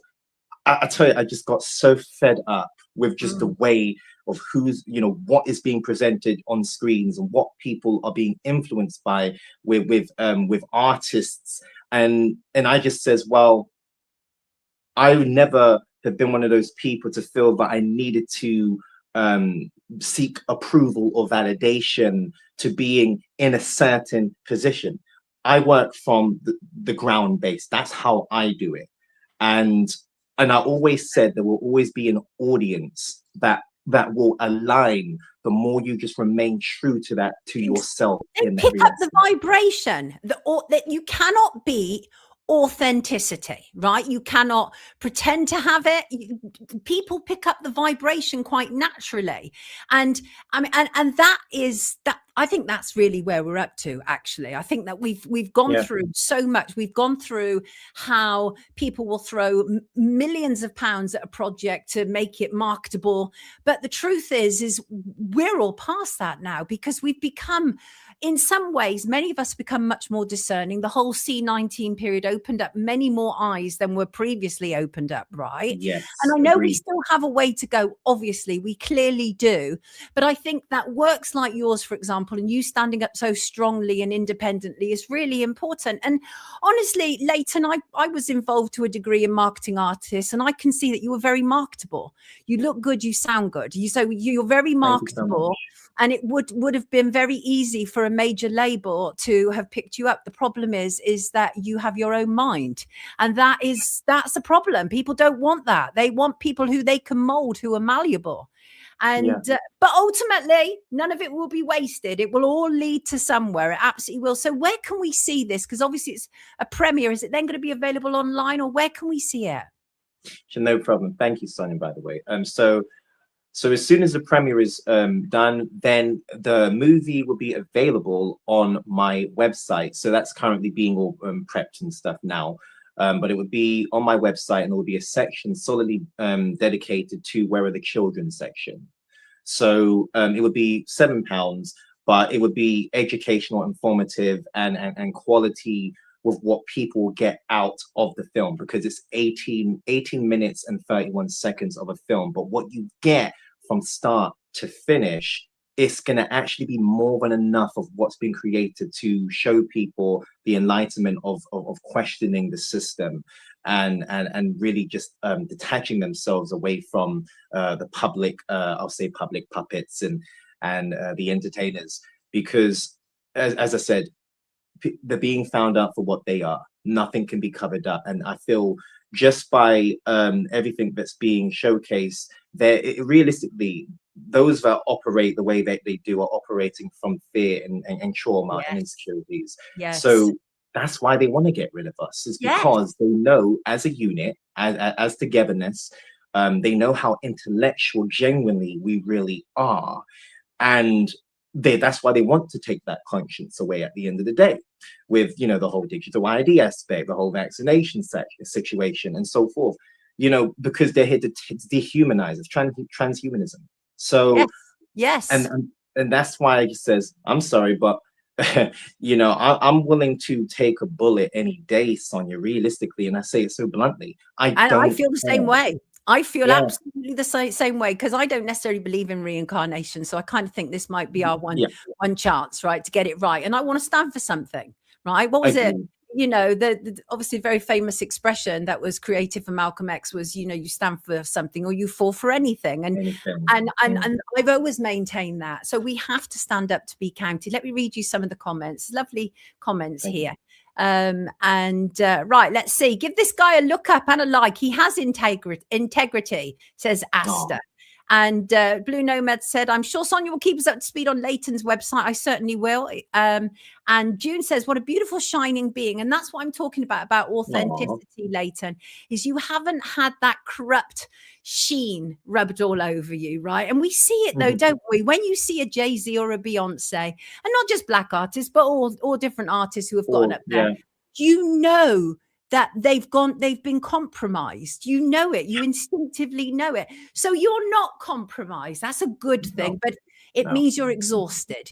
And it means that you have to charge people to see this movie because you're independent. And 100%. And that is the reality. If you want independence, then you have to be prepared to pay for it and support it. You know, in same way with independent journalism. Same way. Agreed. It's absolutely same way. So finish us off, Leighton. What do you want people to absolutely know? Honestly, I just personally want to, you know, for people to have open minds and open hearts prior to what they've seen of this conversation, because I'm very grateful to be on this platform with you, Sonia, you know, and because I feel if eyes are going to look into an individual, and those that they do here have conversations, they're looking at real, authentic individuals who are here to do the right thing. So I'm not one of those people to say, oh, please jump on my journey. I just want people to receive what they feel is necessary. And if they feel they want to join the journey, not follow, but join the journey with me, then I'm more than happy to, you know, connect with anyone who wants to connect with me personally. And I just welcome people on this, you know, this true evolution of a journey, because as I said, I've dedicated my life to the world. And I will continue to do whatever necessarily, no matter what goes on behind the scenes. And you may wake up some days feeling that, whew, I'm very tired to show up for myself sometimes. But then it's just like when you need to rejuvenate. But once you're back out there in commitment, you continue your path as it is. And I just always believe that the right people will always align. And this is why I've still been continuing my journey of truth. Hallelujah to that. Lovely to have you with us today, Leighton. Absolute pleasure. You. So everybody look out for Where Are the Children? It is premiering at the end of the month in London, then will be available on Leighton's website. And I will give that another plug when it is available. And I will put a link in the description when it is also available. Take good care of yourself. Lovely to talk to you this morning. Thank you so much, Sonia. I appreciate you. Pleasure. Take care. Leighton Benton, everybody. Wonderful. Wonderful to have him with us. And yeah, there you go. And can I just say, Sean, you know I love you. I wasn't having a go at you, particularly about the whole kind of far right thing. I often feel bad when I can come over quite strong with people. But I understood what Sean was saying. I just disagreed with him. So I just wanted to address that. Right. Where are we up to, you beautiful people? We're going to have to talk about some Epstein stuff because we're just flooded with it, aren't we? We're absolutely flooded with it. It's some shocking stuff. And so obviously what we've had this weekend, Pam Bondi, the Attorney General, and Deputy Attorney General Todd Blanche, they have now announced, obviously, the completion of the Epstein file release in a letter sent to the House and Senate Judiciary. They have said that they've released all records, documents, communications, and investigative materials.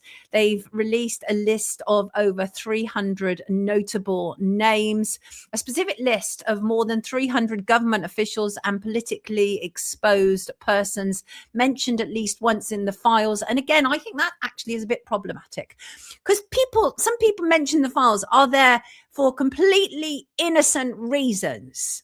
But you see, the problem is Pam Bondi is essentially representing one person, and that is her boss, Donald Trump. And so when she releases notable names, I think it is in part to deflect from the fact that her boss is mentioned is over 1,000 times in those files. But again, that doesn't mean that he's guilty of anything, although it is Donald Trump we're talking about. But anyway, still, it doesn't mean that he's guilty, right? Because mentioned in the files doesn't mean that. And I say as someone who's mentioned in the files 4 times. So the notable names that have been released, of course, you've heard them all many times: Bill Gates, Barack Obama, Bill Clinton, Donald Trump, Hillary Clinton, Prince Harry, Kamala Harris, and more. And again, officials have emphasized that inclusion on the list does not imply wrongdoing. Very important. And Bondi has stated that no records were withheld or redacted based on, quotes, embarrassment, reputational harm, or political sensitivity. Don't believe you, mate. Don't believe you. We've seen you. We've seen you, Pam Bondi. Let me find this brilliant meme. Pam Bondi, what a shocking sham of an individual. Absolute shocking. Where is that wonderful meme, if I can find it? And it is essentially of her. Actually, I might have to talk you through it. But it's where Pam Bondi, because when she was giving testimony last week, she starts telling everybody about the stock market. Nobody gives a flying fig about the stock market when it comes down to the wholesale trafficking and abuse of young people. But it's a brilliant meme, which was done by Nick Anderson. And it's of Pam Bondi standing over an Epstein victim saying, "Have you seen the stock market?" And honestly, Pam Bondi has showed that she's not only a predator protector, but unhinged. Frankly, she's very unhinged indeed. And when they released all those Epstein files, it was very, very hard to penetrate. So many of them, like 3 million is a lot. But what's great is that some very wonderfully techie people have set up a way to look at things much more easily. And that includes the Gmail and the web, much easier to be able to look, and you can search more easily. But one of the things that I want to say, first of all, is I want to comment on the impact it's having on people, because when you hear day in, day out about these horrendous, horrific things, it can really impact your emotional and psychological health and well-being. It's heavy going. The files are absolutely unbearable, unquestionably. Lots of people have sent me so much. I'm still wading through it. And as I say, the web and Gmail are 2 great inventions.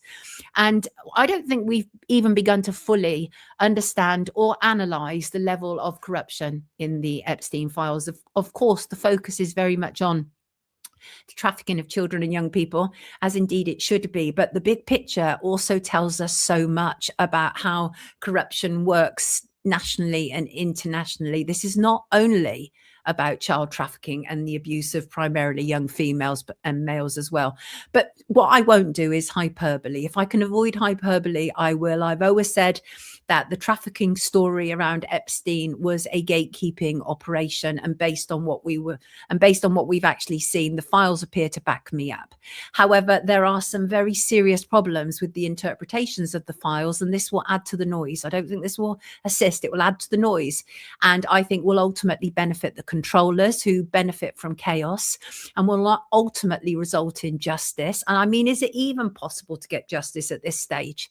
And lots of people are making up lots of things about the files that not even there. I've had quite a few emails now telling me that Jerry McCann is in the files, that Madeleine McCann is in the files. And people, I even saw part of a video last night where somebody's like, big links to the Epstein files. It's not. Please stop making up. It really annoys me when people do this, because they do this for likes, shares, and subscribes.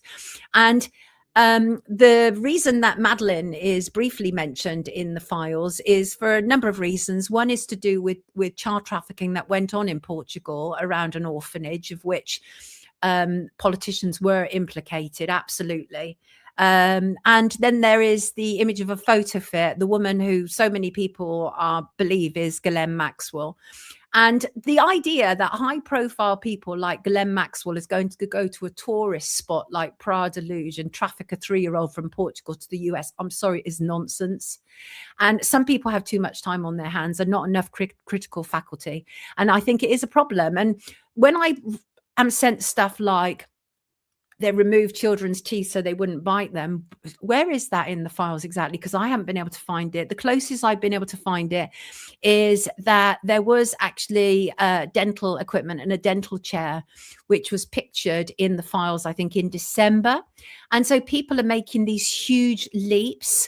And I think that is really problematic, because we don't need to almost glamorize this situation up. And in fact, we will lose what's really going on if we do that. So I'm really, really wary of the sensationalist claims that are being made. And also, it's really important for us to remember that a lot of the stuff in the Epstein files is actually tips, for example, that was sent to the FBI, and people are literally taking that as fact. And, you know, those files include thousands of pages of raw, unvetted tips and hotline tips. And some of these are extremely sensationalist and extreme and extreme claims. Doesn't mean they're wrong, but what it also means is I do think people need to be more discerning. But I get the idea, really, that for the most part, a lot of the people who you see on social media who are going on about this, they are doing this for sensationalist reasons, and especially on X, where they're monetized. And I have a problem with that. And I also have a problem with the fact that Trump is still telling us that this was all a waste of time. And he's a disgrace, peeing in the face of all victims and survivors. I'm going to say it. Trump is a predator, a big, fat, orange predator. And again, some of my viewers won't like me saying that. But for me, he is absolutely no hero. He has done everything he could not to release them, including constantly downplaying them.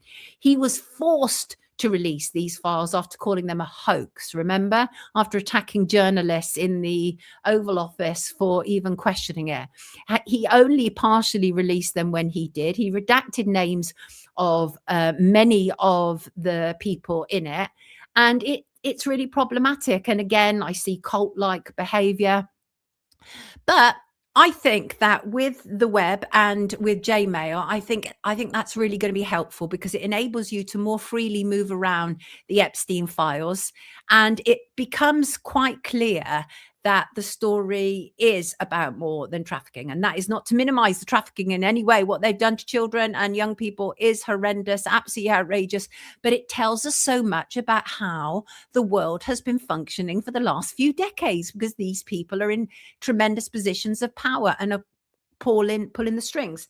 So I wanted to say that as one thing. But I've also, as I say, received so much information from people, and I am still wading through it because I want it to be as right as possible. Sometimes I get sent fake information, and every now and again I've repeated it, and I hate myself for it when I haven't realized that it was fake. But there is information that's coming out that I think is truly interesting. And one of it is Dr. Michael Baden, who was present at Jeffrey Epstein's post-mortem, has called for the cause of the death to be reinvestigated. He said that Jeffrey Epstein was strangled and not hanged. Well, anybody who watches Wake Up almost certainly thinks that. Well, not everybody, because again, we allow for differences of opinion. You may agree with me on A, but you might disagree with me on B. So it's fine. But there is lots of stuff coming out, and I really appreciate all of you sending me lots of information. And we're also seeing a great deal of hypocrisy, one including from Boris Johnson, horrible, reprehensible man, more children than he can remember. And this is a man who is now saying that powerful men like Bill Gates and Andrew should testify on Epstein. Well, it's not so long ago that Boris Johnson was saying that we were spaffing money up against the wall to have a child abuse inquiry. So I cannot stand people like Boris Johnson because they're opportunists. There are too many opportunists around child abuse. And it makes me absolutely sick because some of us have been out here doing the work for a very long time. And I'm not looking for any reward from it, but I sure as hell will be very quick to call out the opportunists who are using the abuse of children to further their own agendas. And I think that there are some serious problems for two Brits, and that is Peter Mandelson and the man formerly known as Prince Andrew. He's in a lot of trouble indeed, and actually great, frankly. And I don't think for a second that this is a distraction. I think this is really important stuff because, again, this is stuff that's been going on in our country,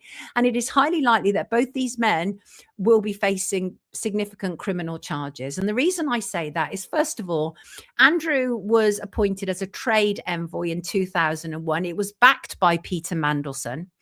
And the reason that I say that Mandelson and Andrew have very possibly broken the law is that it is highly likely that both these men were sharing and leaking diplomatic and sensitive information.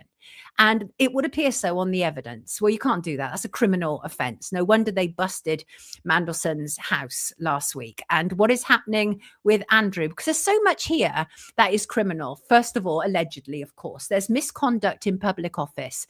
There is the Official Secrets Act that they may well have broken. And it's very interesting because the issue around Andrew, very interesting, I think, is there's a 20-year rule, right, about kind of secrecy stuff to do with trade envoys and everything. But Andrew's files remain closed until 2065. And why? Now, again, I doubt that many royalists watch me, which is probably just as well, because I'm about to give a kick into the king, right? King Charles, I'll put money on it, he knew about the £12 million that was paid to Virginia Giuffre. Virginia Giuffre, probably one of Epstein's highest profile trafficking victims, who we were told killed herself last April, and of which, even though I absolutely believed that at the beginning and even was prepared to shout other people down, I've had to reconsider that. And because I will reconsider if I think I'm wrong. And I think there is really a problem with what we've been told is the cause of Virginia's death, because the reality is she is one of the very few people who could actually testify against Andrew. And so what happened was last week, the Sun ran a story. It's quite an old story, but they ran it. And it was this whole idea that the Queen put in 10 million into the pot, and Prince Philip put in some more money, and Charles put in some more money to pay off Virginia Giuffre. Well, the palace immediately denied this. Well, anybody who's read Andrew Loney's book entitled, and Andrew's been on with us before several times, a number of times. Well, in Andrew's book, it actually talks about Charles knowing and putting in money into this pot. Well, Palace denied it last week when the Sun came out and said it. Now, the problem is that what we are potentially looking at is financial corruption at the heart of the monarchy. And if it is found out that Charles knew about it, that he paid money into the pot to be paid to Virginia Giuffre, then he has to absolutely step aside. He absolutely does.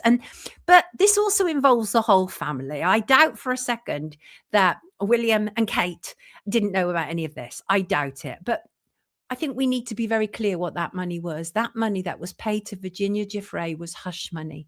And it was hush money because the aim was absolutely to silence Epstein victims, and not just Epstein victims, but people who had been victims, who had been involved. And so that is the royal family who did everything they could to silence this. I mean, they'd be up there with Donald Trump holding back this information. So that's really, really problematic. So, and obviously, you know, to hide away files, we already know that they're hiding something from us. And it was really interesting. I heard a very fascinating interview with Jeremy Corbyn. There's a million things I disagree with when it comes to Jeremy Corbyn, but this was very interesting. And he gave an interview to Joe, and he was talking about Peter Mandelson, and he talked about how when Peter Mandelson came in, he changed the Labour Party from kind of like a working party for workers to a business party, a sort of SNP / US Democrats. And he recalled the power and control that Mandelson had. He made jokes with colleagues that they would switch on their pages and their phones, and there would be messages from Peter Mandel saying, breathe in, breathe out. Sounded very Big Brother-ish. John Smith, when he became a leader, he was very much open to listening to other politicians, said Jeremy Corbyn, but not Blair. Not Blair and Mandelson, or indeed Starmer's government, much more of a fascist approach. And obviously what happened with Peter Mandelson and Tony Blair was they got into bed bigly with private finance. Just like Margaret Thatcher did, and it undermined public service, has continued to do so. That's why the infrastructure in England is so very poor. The NHS, as one example, has been deliberately dismantled in order to privatise it. So there's a lot of that stuff. There's also this stuff that's also coming through to do with Brown Blair and Operation Or, and I think it was Kira who mentioned Operation Or to me. Horrendous state of affairs, which I will do a deeper dive into. But essentially, Operation Or was where a lot of innocent people were accused of downloading child abuse images. People killed themselves. Horrendous stuff. But there were obviously also some predators involved in that as well. And I will be looking at that in depth. So I think the whole Epstein thing, I think there's a lot of caution is needed with it, because I agree. I've never thought that it was just, and I don't mean just in any kind of derogatory way or to minimize it, but I never thought it was just or only about teenage girls. And I've always said that. And, you know, Epstein was a transhumanist. Absolutely. This is highly likely that there is cloning involved, that there is forced births involved, that there is, you know, organ stealing involved. It's all manner of things. I don't rule any of that out. I absolutely don't. But what we actually really need is more of I feel, we don't need a Twitter approach to it, because I think that a lot of the stuff that's come out on Twitter is to deflect from Elon Musk, who, you know, could not wait to get onto Epstein's island, lied and told people, I've refused to go to Epstein's island. No, that's a lie, Elon Musk. On Christmas Day, you were there asking him what day was the wildest parties. And so I think a lot of this stuff that has come through on X, on Twitter, is not only to shock people, and it's traumatic, a lot of this stuff, but also to just distract away from what Herr Leader has been up to.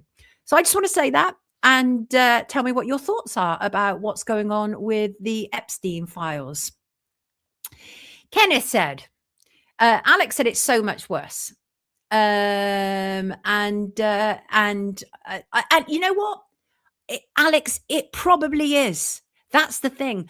But it needs to be dissected and put out in a way that isn't salacious and isn't deliberately scandalous. And I'm sure that you know as well as I do that a lot of people are only involved in this for likes, shares and subscribes, and to make money off the backs of these survivors. But he never went, says Hooli TV.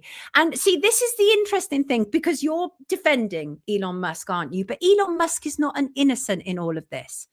He's not an innocent in all of this. And I think that that's a problem, is this whole kind of leadership thing. And I think that people attach themselves to other people rather than to issues.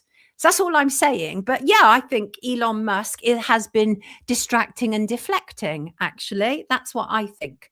And test tube babies. Yeah, Michael George, Aldous Huxley, Brave New World. You're absolutely right. And Reba, I want to read that. Let's have a look. Let's see what you've got to say there. Reba says, I'm sure there are bot accounts set up to throw names, etc., into cyberspace to create a distraction and muddy the waters. We must remember the victims in it all. And I agree with you. Secret societies masquerading as governments. Randy thinks that Elon Musk is a construct. It could be a way of ushering in a one world government, says Marcuson. Cheryl thinks that you can't be a billionaire and innocent at the same time. I tend to think that. I've yet to meet, and I've met some billionaires, but I've yet to meet a billionaire who I would consider to have clean hands. But please prove me wrong. Chris, is that true?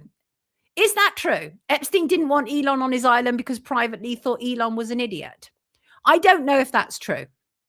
They've only thrown Andrew under the bus to save their poxy skins real. I think there's some truth in that as well. The focus on it. However, having said that, I think it is important what's happened with Mandelson and Andrew, because these people have allegedly been leaking trade secrets. Well, that's traitorous, isn't it? It's traitorous. Pickle Eye says, conspiracy theorist Sonia. I'm not a conspiracy theorist. I'm open to anything. I'm actually saying to people, don't do that. Realist said Putin never had anything to do with Epstein, but he's the boogeyman of the day. Well, I agree with you there. I absolutely agree with you there. And in fact, we've even had people like Tommy Robinson who have been pointing us in the direction of Russia. Did anybody see Tommy Robinson, right? And so I'm going to briefly mention Tommy Robinson, but Tommy Robinson is a perfect example who has been trying to put people in the direction of Russia. He said, whilst there is plenty to think about when it comes to Epstein's links to powerful politicians, royals and intelligence services, there hasn't been too much mentioned about his connections to power players in Russia. Well, Tommy Robinson has been certainly funded by people from the Israeli lobby previously. I don't know whether he currently is. And he's very much doing a look there to Russia and don't look here to Israel. That is what Tommy Robinson is doing. And he also, by the way, just as an aside, Tommy Robinson announced this weekend that he was leaving the UK because ISIS are after him. And I heard the recording. ISIS have been threatened to be after a lot of people. But many people are saying that the reason that Tommy Robinson left the UK was because his 45-day limit to maintain his Spanish residency permit it was running out. And he had to do that. And he's also, if he left any later, he'd miss his London walk on the 16th of May. And that's what people are saying about Tommy Robinson. Now, again, like Rupert Lowe, no fan of Tommy Robinson here. And actually, I think he's really problematic, especially when it comes to things like the Epstein files, because he is clearly trying to move people away from looking at Israel. And it is absolutely apparent that Israel is a huge running theme in these files, massively so. And also, I think it's so ironic now that Tommy Robinson now claims that he's seeking asylum and he's asking for handouts. Isn't that what he's completely opposed to in the UK? He's not a resident of the UK and hasn't been for a long time. And he's even said that. I think I've got a video of, I got him here saying it. Oh, Tommy has left the country. That's it. He was looking into relocating his family for their safety, but he's been in Spain forever.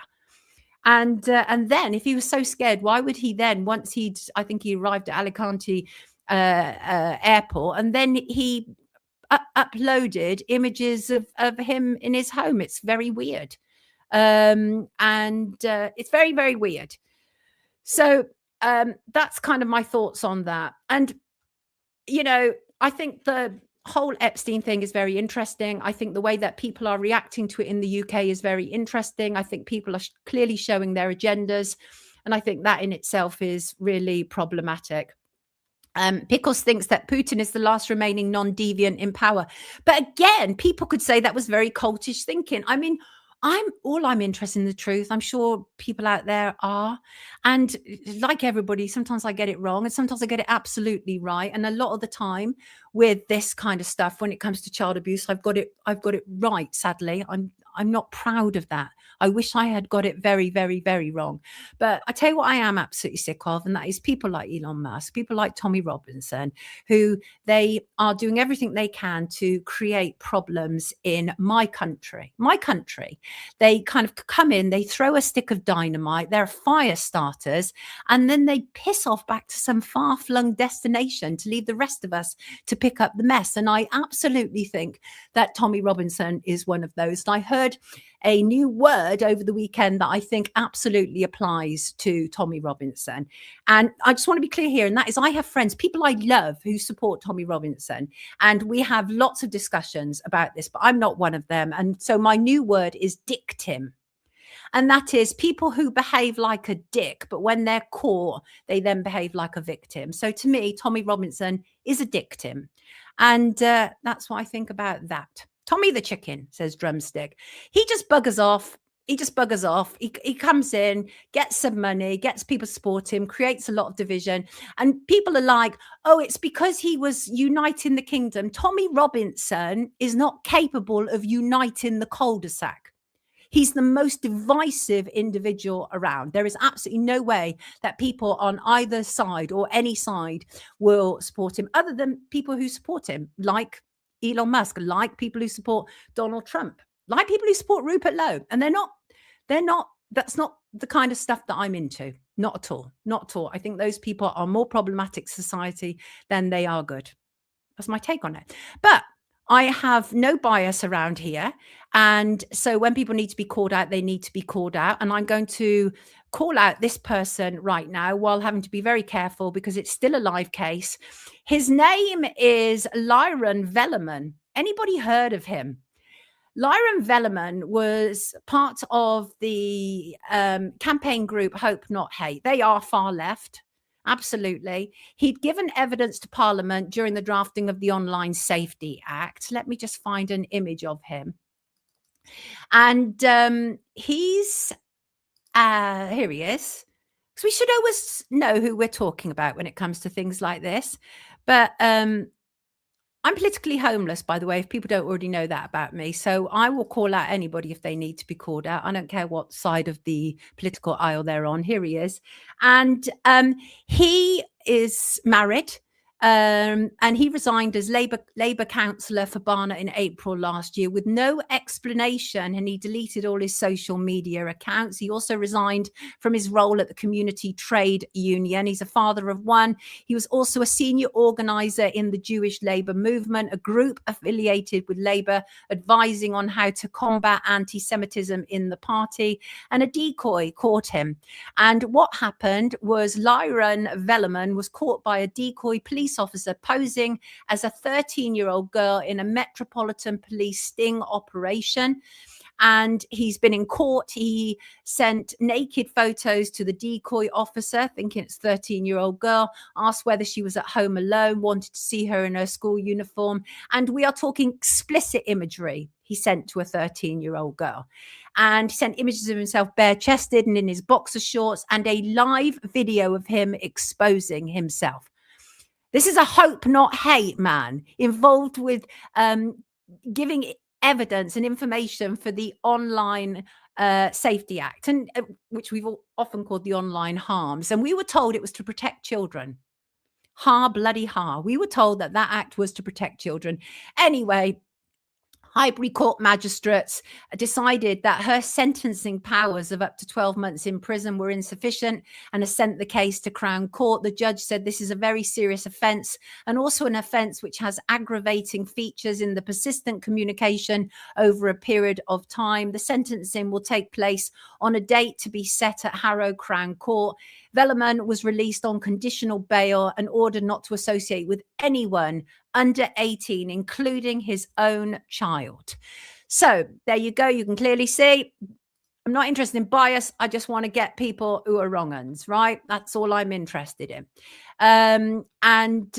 There's such a huge amount at the moment, obviously, about child abuse that's going on and trafficking, such a huge amount that you start to feel really kind of like swamped with it. And I wonder sometimes whether that is the aim, whether it's to also make us feel that everything is so futile and what is the point in keep, fighting against it because nothing is ever going to change. And I've had moments like that. We all have, haven't we?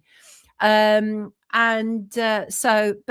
hopefully sooner rather than later, things are going to start to fix up. I want to come to your shout now. Matt T wrote in, said, can I ask you a question, please? Matt, certainly. Matt said, why do you think most of the big celebrity names, mainstream media, news, etc., are reluctant to acknowledge or discuss Operation Talla? Do you believe that they are afraid, being blackmailed, involved, being threatened? It's blatantly obvious that they're not covering Operation Talla, but ignoring it. But why? If they expose this, then they would bring them all down and surely justice would follow. I cannot comprehend. What are your thoughts? Well, Matt, my thoughts are very simple. I don't know why they're not covering it. I think some people are only interested in going against official narratives when it's safe to do so. And it could be that their bosses don't want it covered. If, for example, you're thinking of like GB News, who kind of like you'd think that GB News would cover this, right?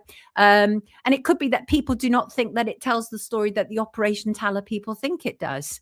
But to my mind, this was a national directive to police that they were not to take reports related to the C-19 jab. That appears to me to be a huge scandal. I think it should be all over the news, because I think that the moment that that's exposed, it would show that the lie of the COVID-19 inquiry and everything else around it. So, Matt, I don't have an answer for you, unfortunately. Many people in positions of kind of like public power are also cowards. That's why they're there. That's what we've been discussing with LEYTON today. So I think oftentimes people don't want to lose their job.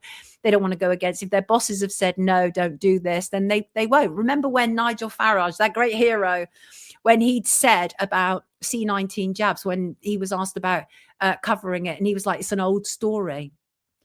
And at G19, you know, leading light at Reform Party. So that's really what people think in reality. So, Matt, I would suggest that it's probably a combination of cowardice and kind of like just fear of going against the grain. I can't think of any other reason. Can anybody in the comments think why mainstream media or anybody else has not covered it? Pickle Eye says, why is this channel not covering grooming gangs? I've covered it loads. I really hate it when people who I've never seen before, right, they show up in the live stream and they go, why isn't she covering blah, blah, blah? If you were here more often, you see I've covered it loads, including having loads of people on, Jane Senior, Maggie Oliver, Raja Mia, etc., etc. Okay, so just to put you right there. Okay, I have, as you can imagine, been absolutely inundated with story suggestions regarding the dark side. And the thing is, well, I'm always inundated with story suggestions anyway, but if something has been amply covered elsewhere, I won't necessarily cover it in any extensive detail. And Jamie Wilson, good morning to you, Jamie, recently suggested I look at the death of Kurt Cobain, and I agreed. However, there is now so much information out there that I am forced to put it to the back for the time being, Jamie, just because I don't feel I can add anything of great worth to what is already being said. So what is already being said is there is a big question mark over whether Kurt Cobain truly died from suicide. We were told it was a self-inflicted shotgun wound to the head on approximately 5th of April 1994, and despite the official ruling, his death has been the subject of persistent suggestions that he was murdered, and that actually appears to be bearing out somewhat. And these theories have resurfaced this month due to new independent forensic review. Now, a new peer review paper by a team of independent forensic scientists has raised several points questioning the official narrative, and the study argues that the level of heroin in Kurt Cobain's system was so high he would have been physically unable to operate the shotgun. And researchers claim that blood patterns and necrosis of the brain and liver are more consistent with an overdose that occurred prior to the gunshot, suggesting the scene may have been staged.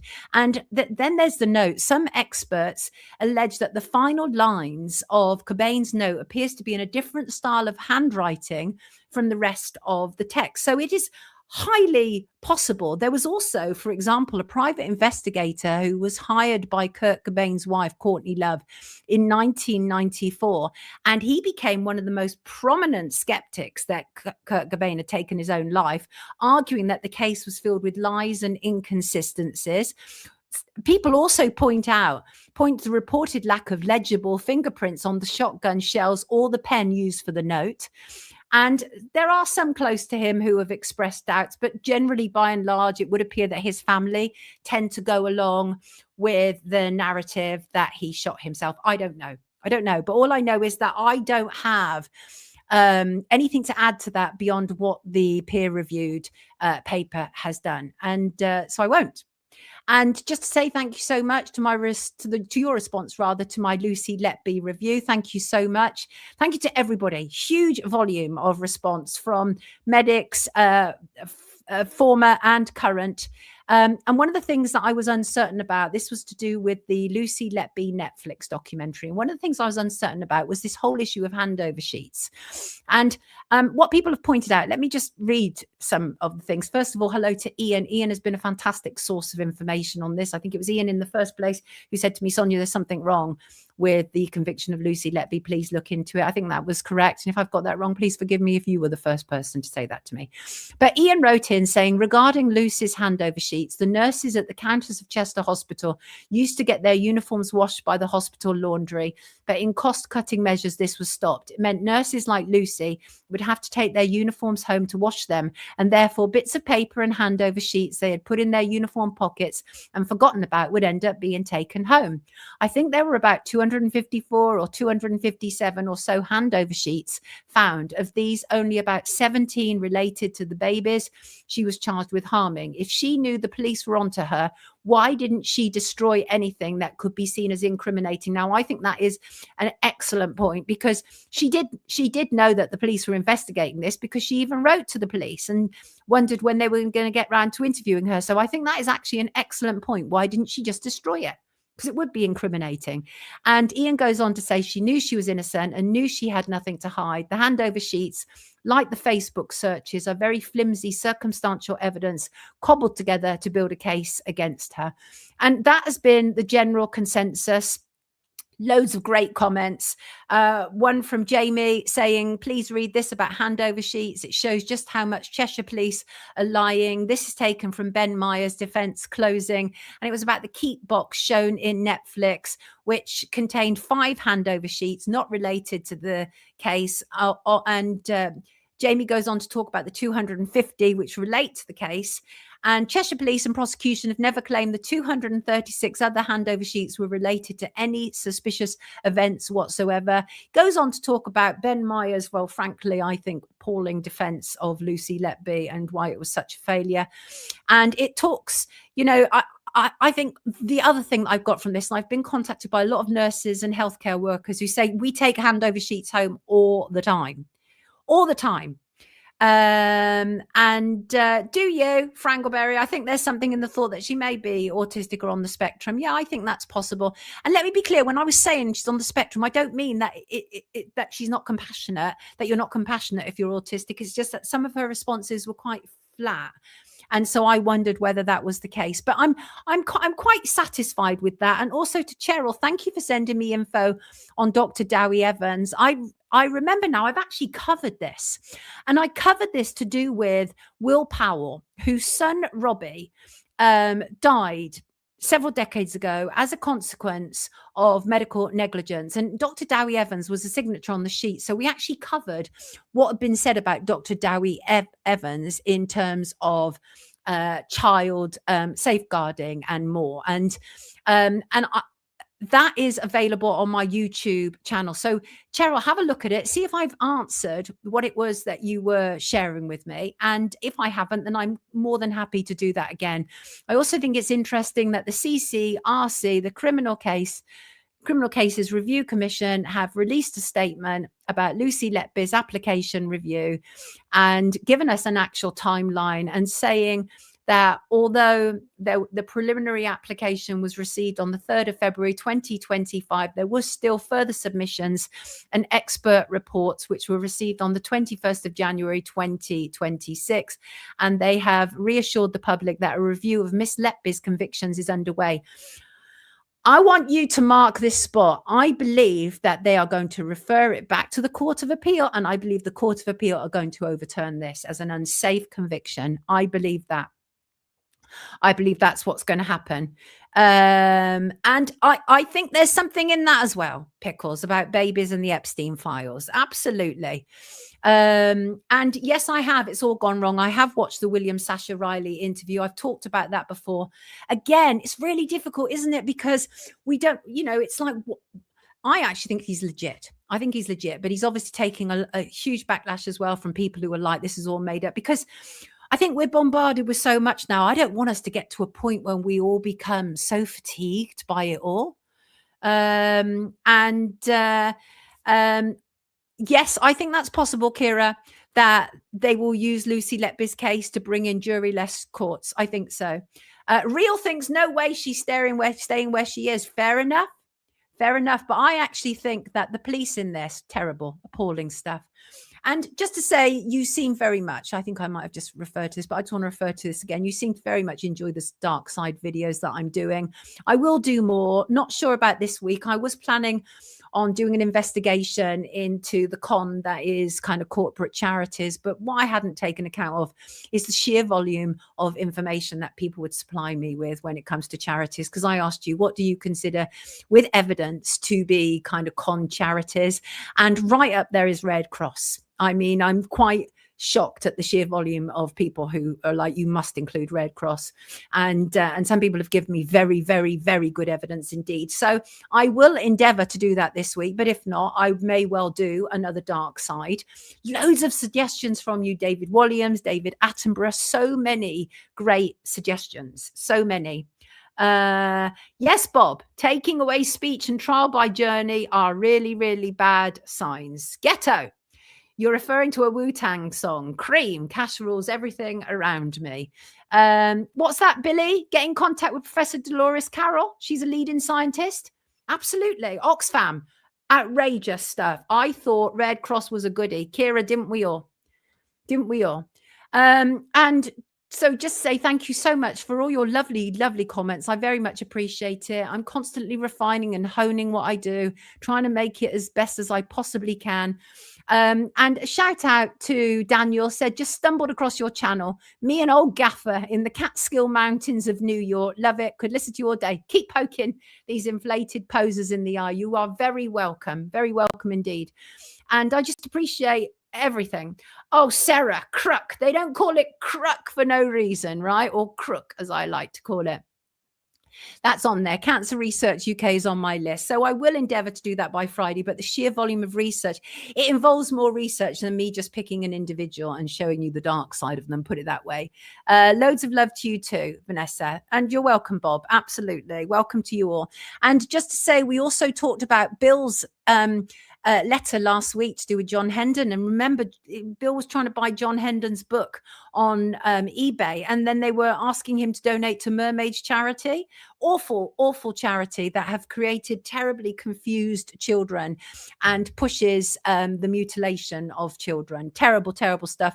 John got back to me, wonderful psychotherapist John Henden, to say, just to let you know that after 7 days, I have had zero response from eBay about that dreadful Mermaids charity. Worse, after requesting they take it off my listings immediately, I've just checked and see it is still there. Absolutely outrageous stuff. Outrageous stuff. Summer Breeze, please bring Francis back. Francis? Do you mean, which Francis are you talking about? Oh, Nick Bryan, great guy. You're welcome, Spike. You're very welcome. Very, very welcome. Just to say, please do not message me on X. People have received warning codes when they have tried. I cannot hardly access any messages. Like, I was able to access 3 messages yesterday, and the only other messages I could see were from 3 weeks ago and more. And today, this morning, I was asked again for another code to get into my messages. And the last time that I tried to do that, it deleted all my messages. So if you have actually messaged me on Twitter/X in the last 3 weeks, chances are I will not have seen your message because it will be deleted. Sorry about that. That's not my fault. I didn't plan for it to be that way. Let's have something nicer, shall we? And Kerenza wrote in last week. She was feeling, I don't know if you remember, she was feeling this incredible sense of despair at all these Epstein file revelations, as awful as they are. And she was like, where are they going though? And I think we all feel a sense of that. Anyway, she sent me this lovely picture of her dog, Tipsy. I love that name for a dog, by the way. This is Tipsy. Look at Tipsy bounding along. And I've got another one from Tipsy on the beach. And it just makes me so happy because we do love our doggies around here. We really do. And a lot of my viewers, they love their pets as well. And here's Tipsy at the beach. I absolutely love the name Tipsy. Look at that. I love that. Nikki is pointing out we're on 11:11. Yes, indeed, we are. And lovely Tipsy, Vanessa. Absolutely lovely. Kerenza, I hope you're feeling better, sweetheart. Happy week from all of us to you and the lovely, lovely Tipsy. Lovely stuff. Donators, thank you as ever. Susan Richardson, thank you. Faye Jennings, thank you. Ashley Potter. Thank you to all the super chats on Friday. Jack David, to Peter Folder, to Craig Lee, to Marilyn Devonish, to Saltness Monster, to Paul Trainer. And today, thank you also to lovely Kath. I appreciate that. Thank you to Jamie. Thank you to Paul Carden, who points out Stephen Fry, national treasure is an anagram of torrential nausea. And thank you, Titwu. Thank you also to all of you. Very much appreciated. And I want to get to the point of nothing is wasted. Viewer Lynn wrote to me. She said, I'm not an astrologer, but I've been interested to read about the upcoming Saturn/Neptune conjunction on the 20th of February, 2026. We know that they, in quotes, love astrology and they use it. They certainly do. And as the old expression goes, the stars incline, they do not impel. And so there are times which these people in positions of power, these parasitical people, they absolutely know that there are times when conditions are more suited to other events than others, for example. And Lynn goes on to point out that the Saturn-Neptune alignments happen every 36 years, has historically marked big events in Russian history, the Russian Revolution, Stalin's death, and in 1989, the fall of the Berlin Wall and the collapse of the Soviet Union. And again, Lynn says this time is different and more significant as it's a conjunction at approximately 45 degrees in Aries, which is the zodiac's origin point. It's the start of the zodiac. It's the first sign of the zodiac. Me first, me. And I love Aries people. If you want something done, get an Aries involved there, but they'll get it done and they'll get it done quickly. Right. And so all of this is all being added to the mix.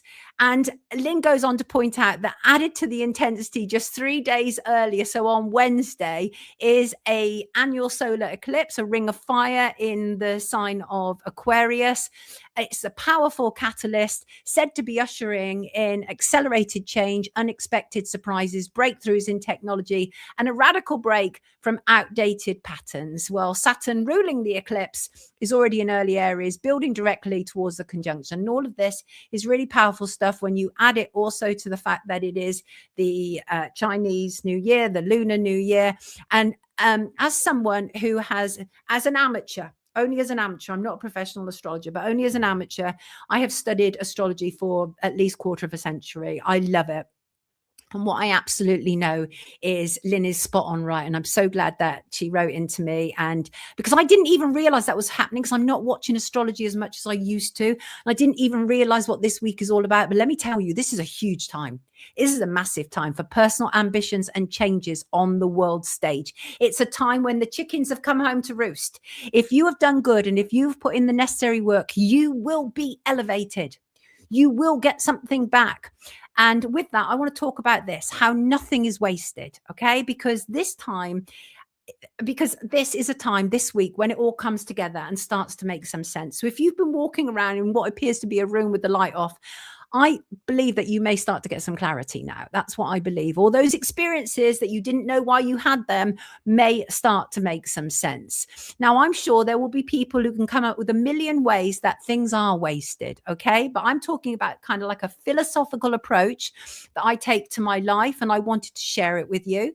And for some, this sentiment has a biblical origin, of course. It's often linked to John 6:12, where Jesus instructs his disciples to gather the pieces that are left over, let nothing be wasted. And as many know, I'm not religious, but I think in all religious texts, whatever it is, that there is wisdom as well. There's also wisdom. And I think that the idea is that it's used to illustrate that even when we experience difficult situations, even in pain, is for a greater purpose. And Saturn is a taskmaster. It's known as a taskmaster. It will hold our hands to the fire. It will force us to be authentic, right? Be real or get out of here. That's what it will do. And the problem is we live in an instant world where credit cards and buy now, pay laters have enabled us to have what we want quickly, and we equally dump it just as quickly. Easy come, easy go. Well, this period of time is about you being tested on that. Every phase and stage that you have endured was necessary. The scary, the uncertain, the challenges, the obstacles, all are necessary if you seek a path that leads you to being the master or mistress of your fate. That's how I feel. That's my philosophy on life.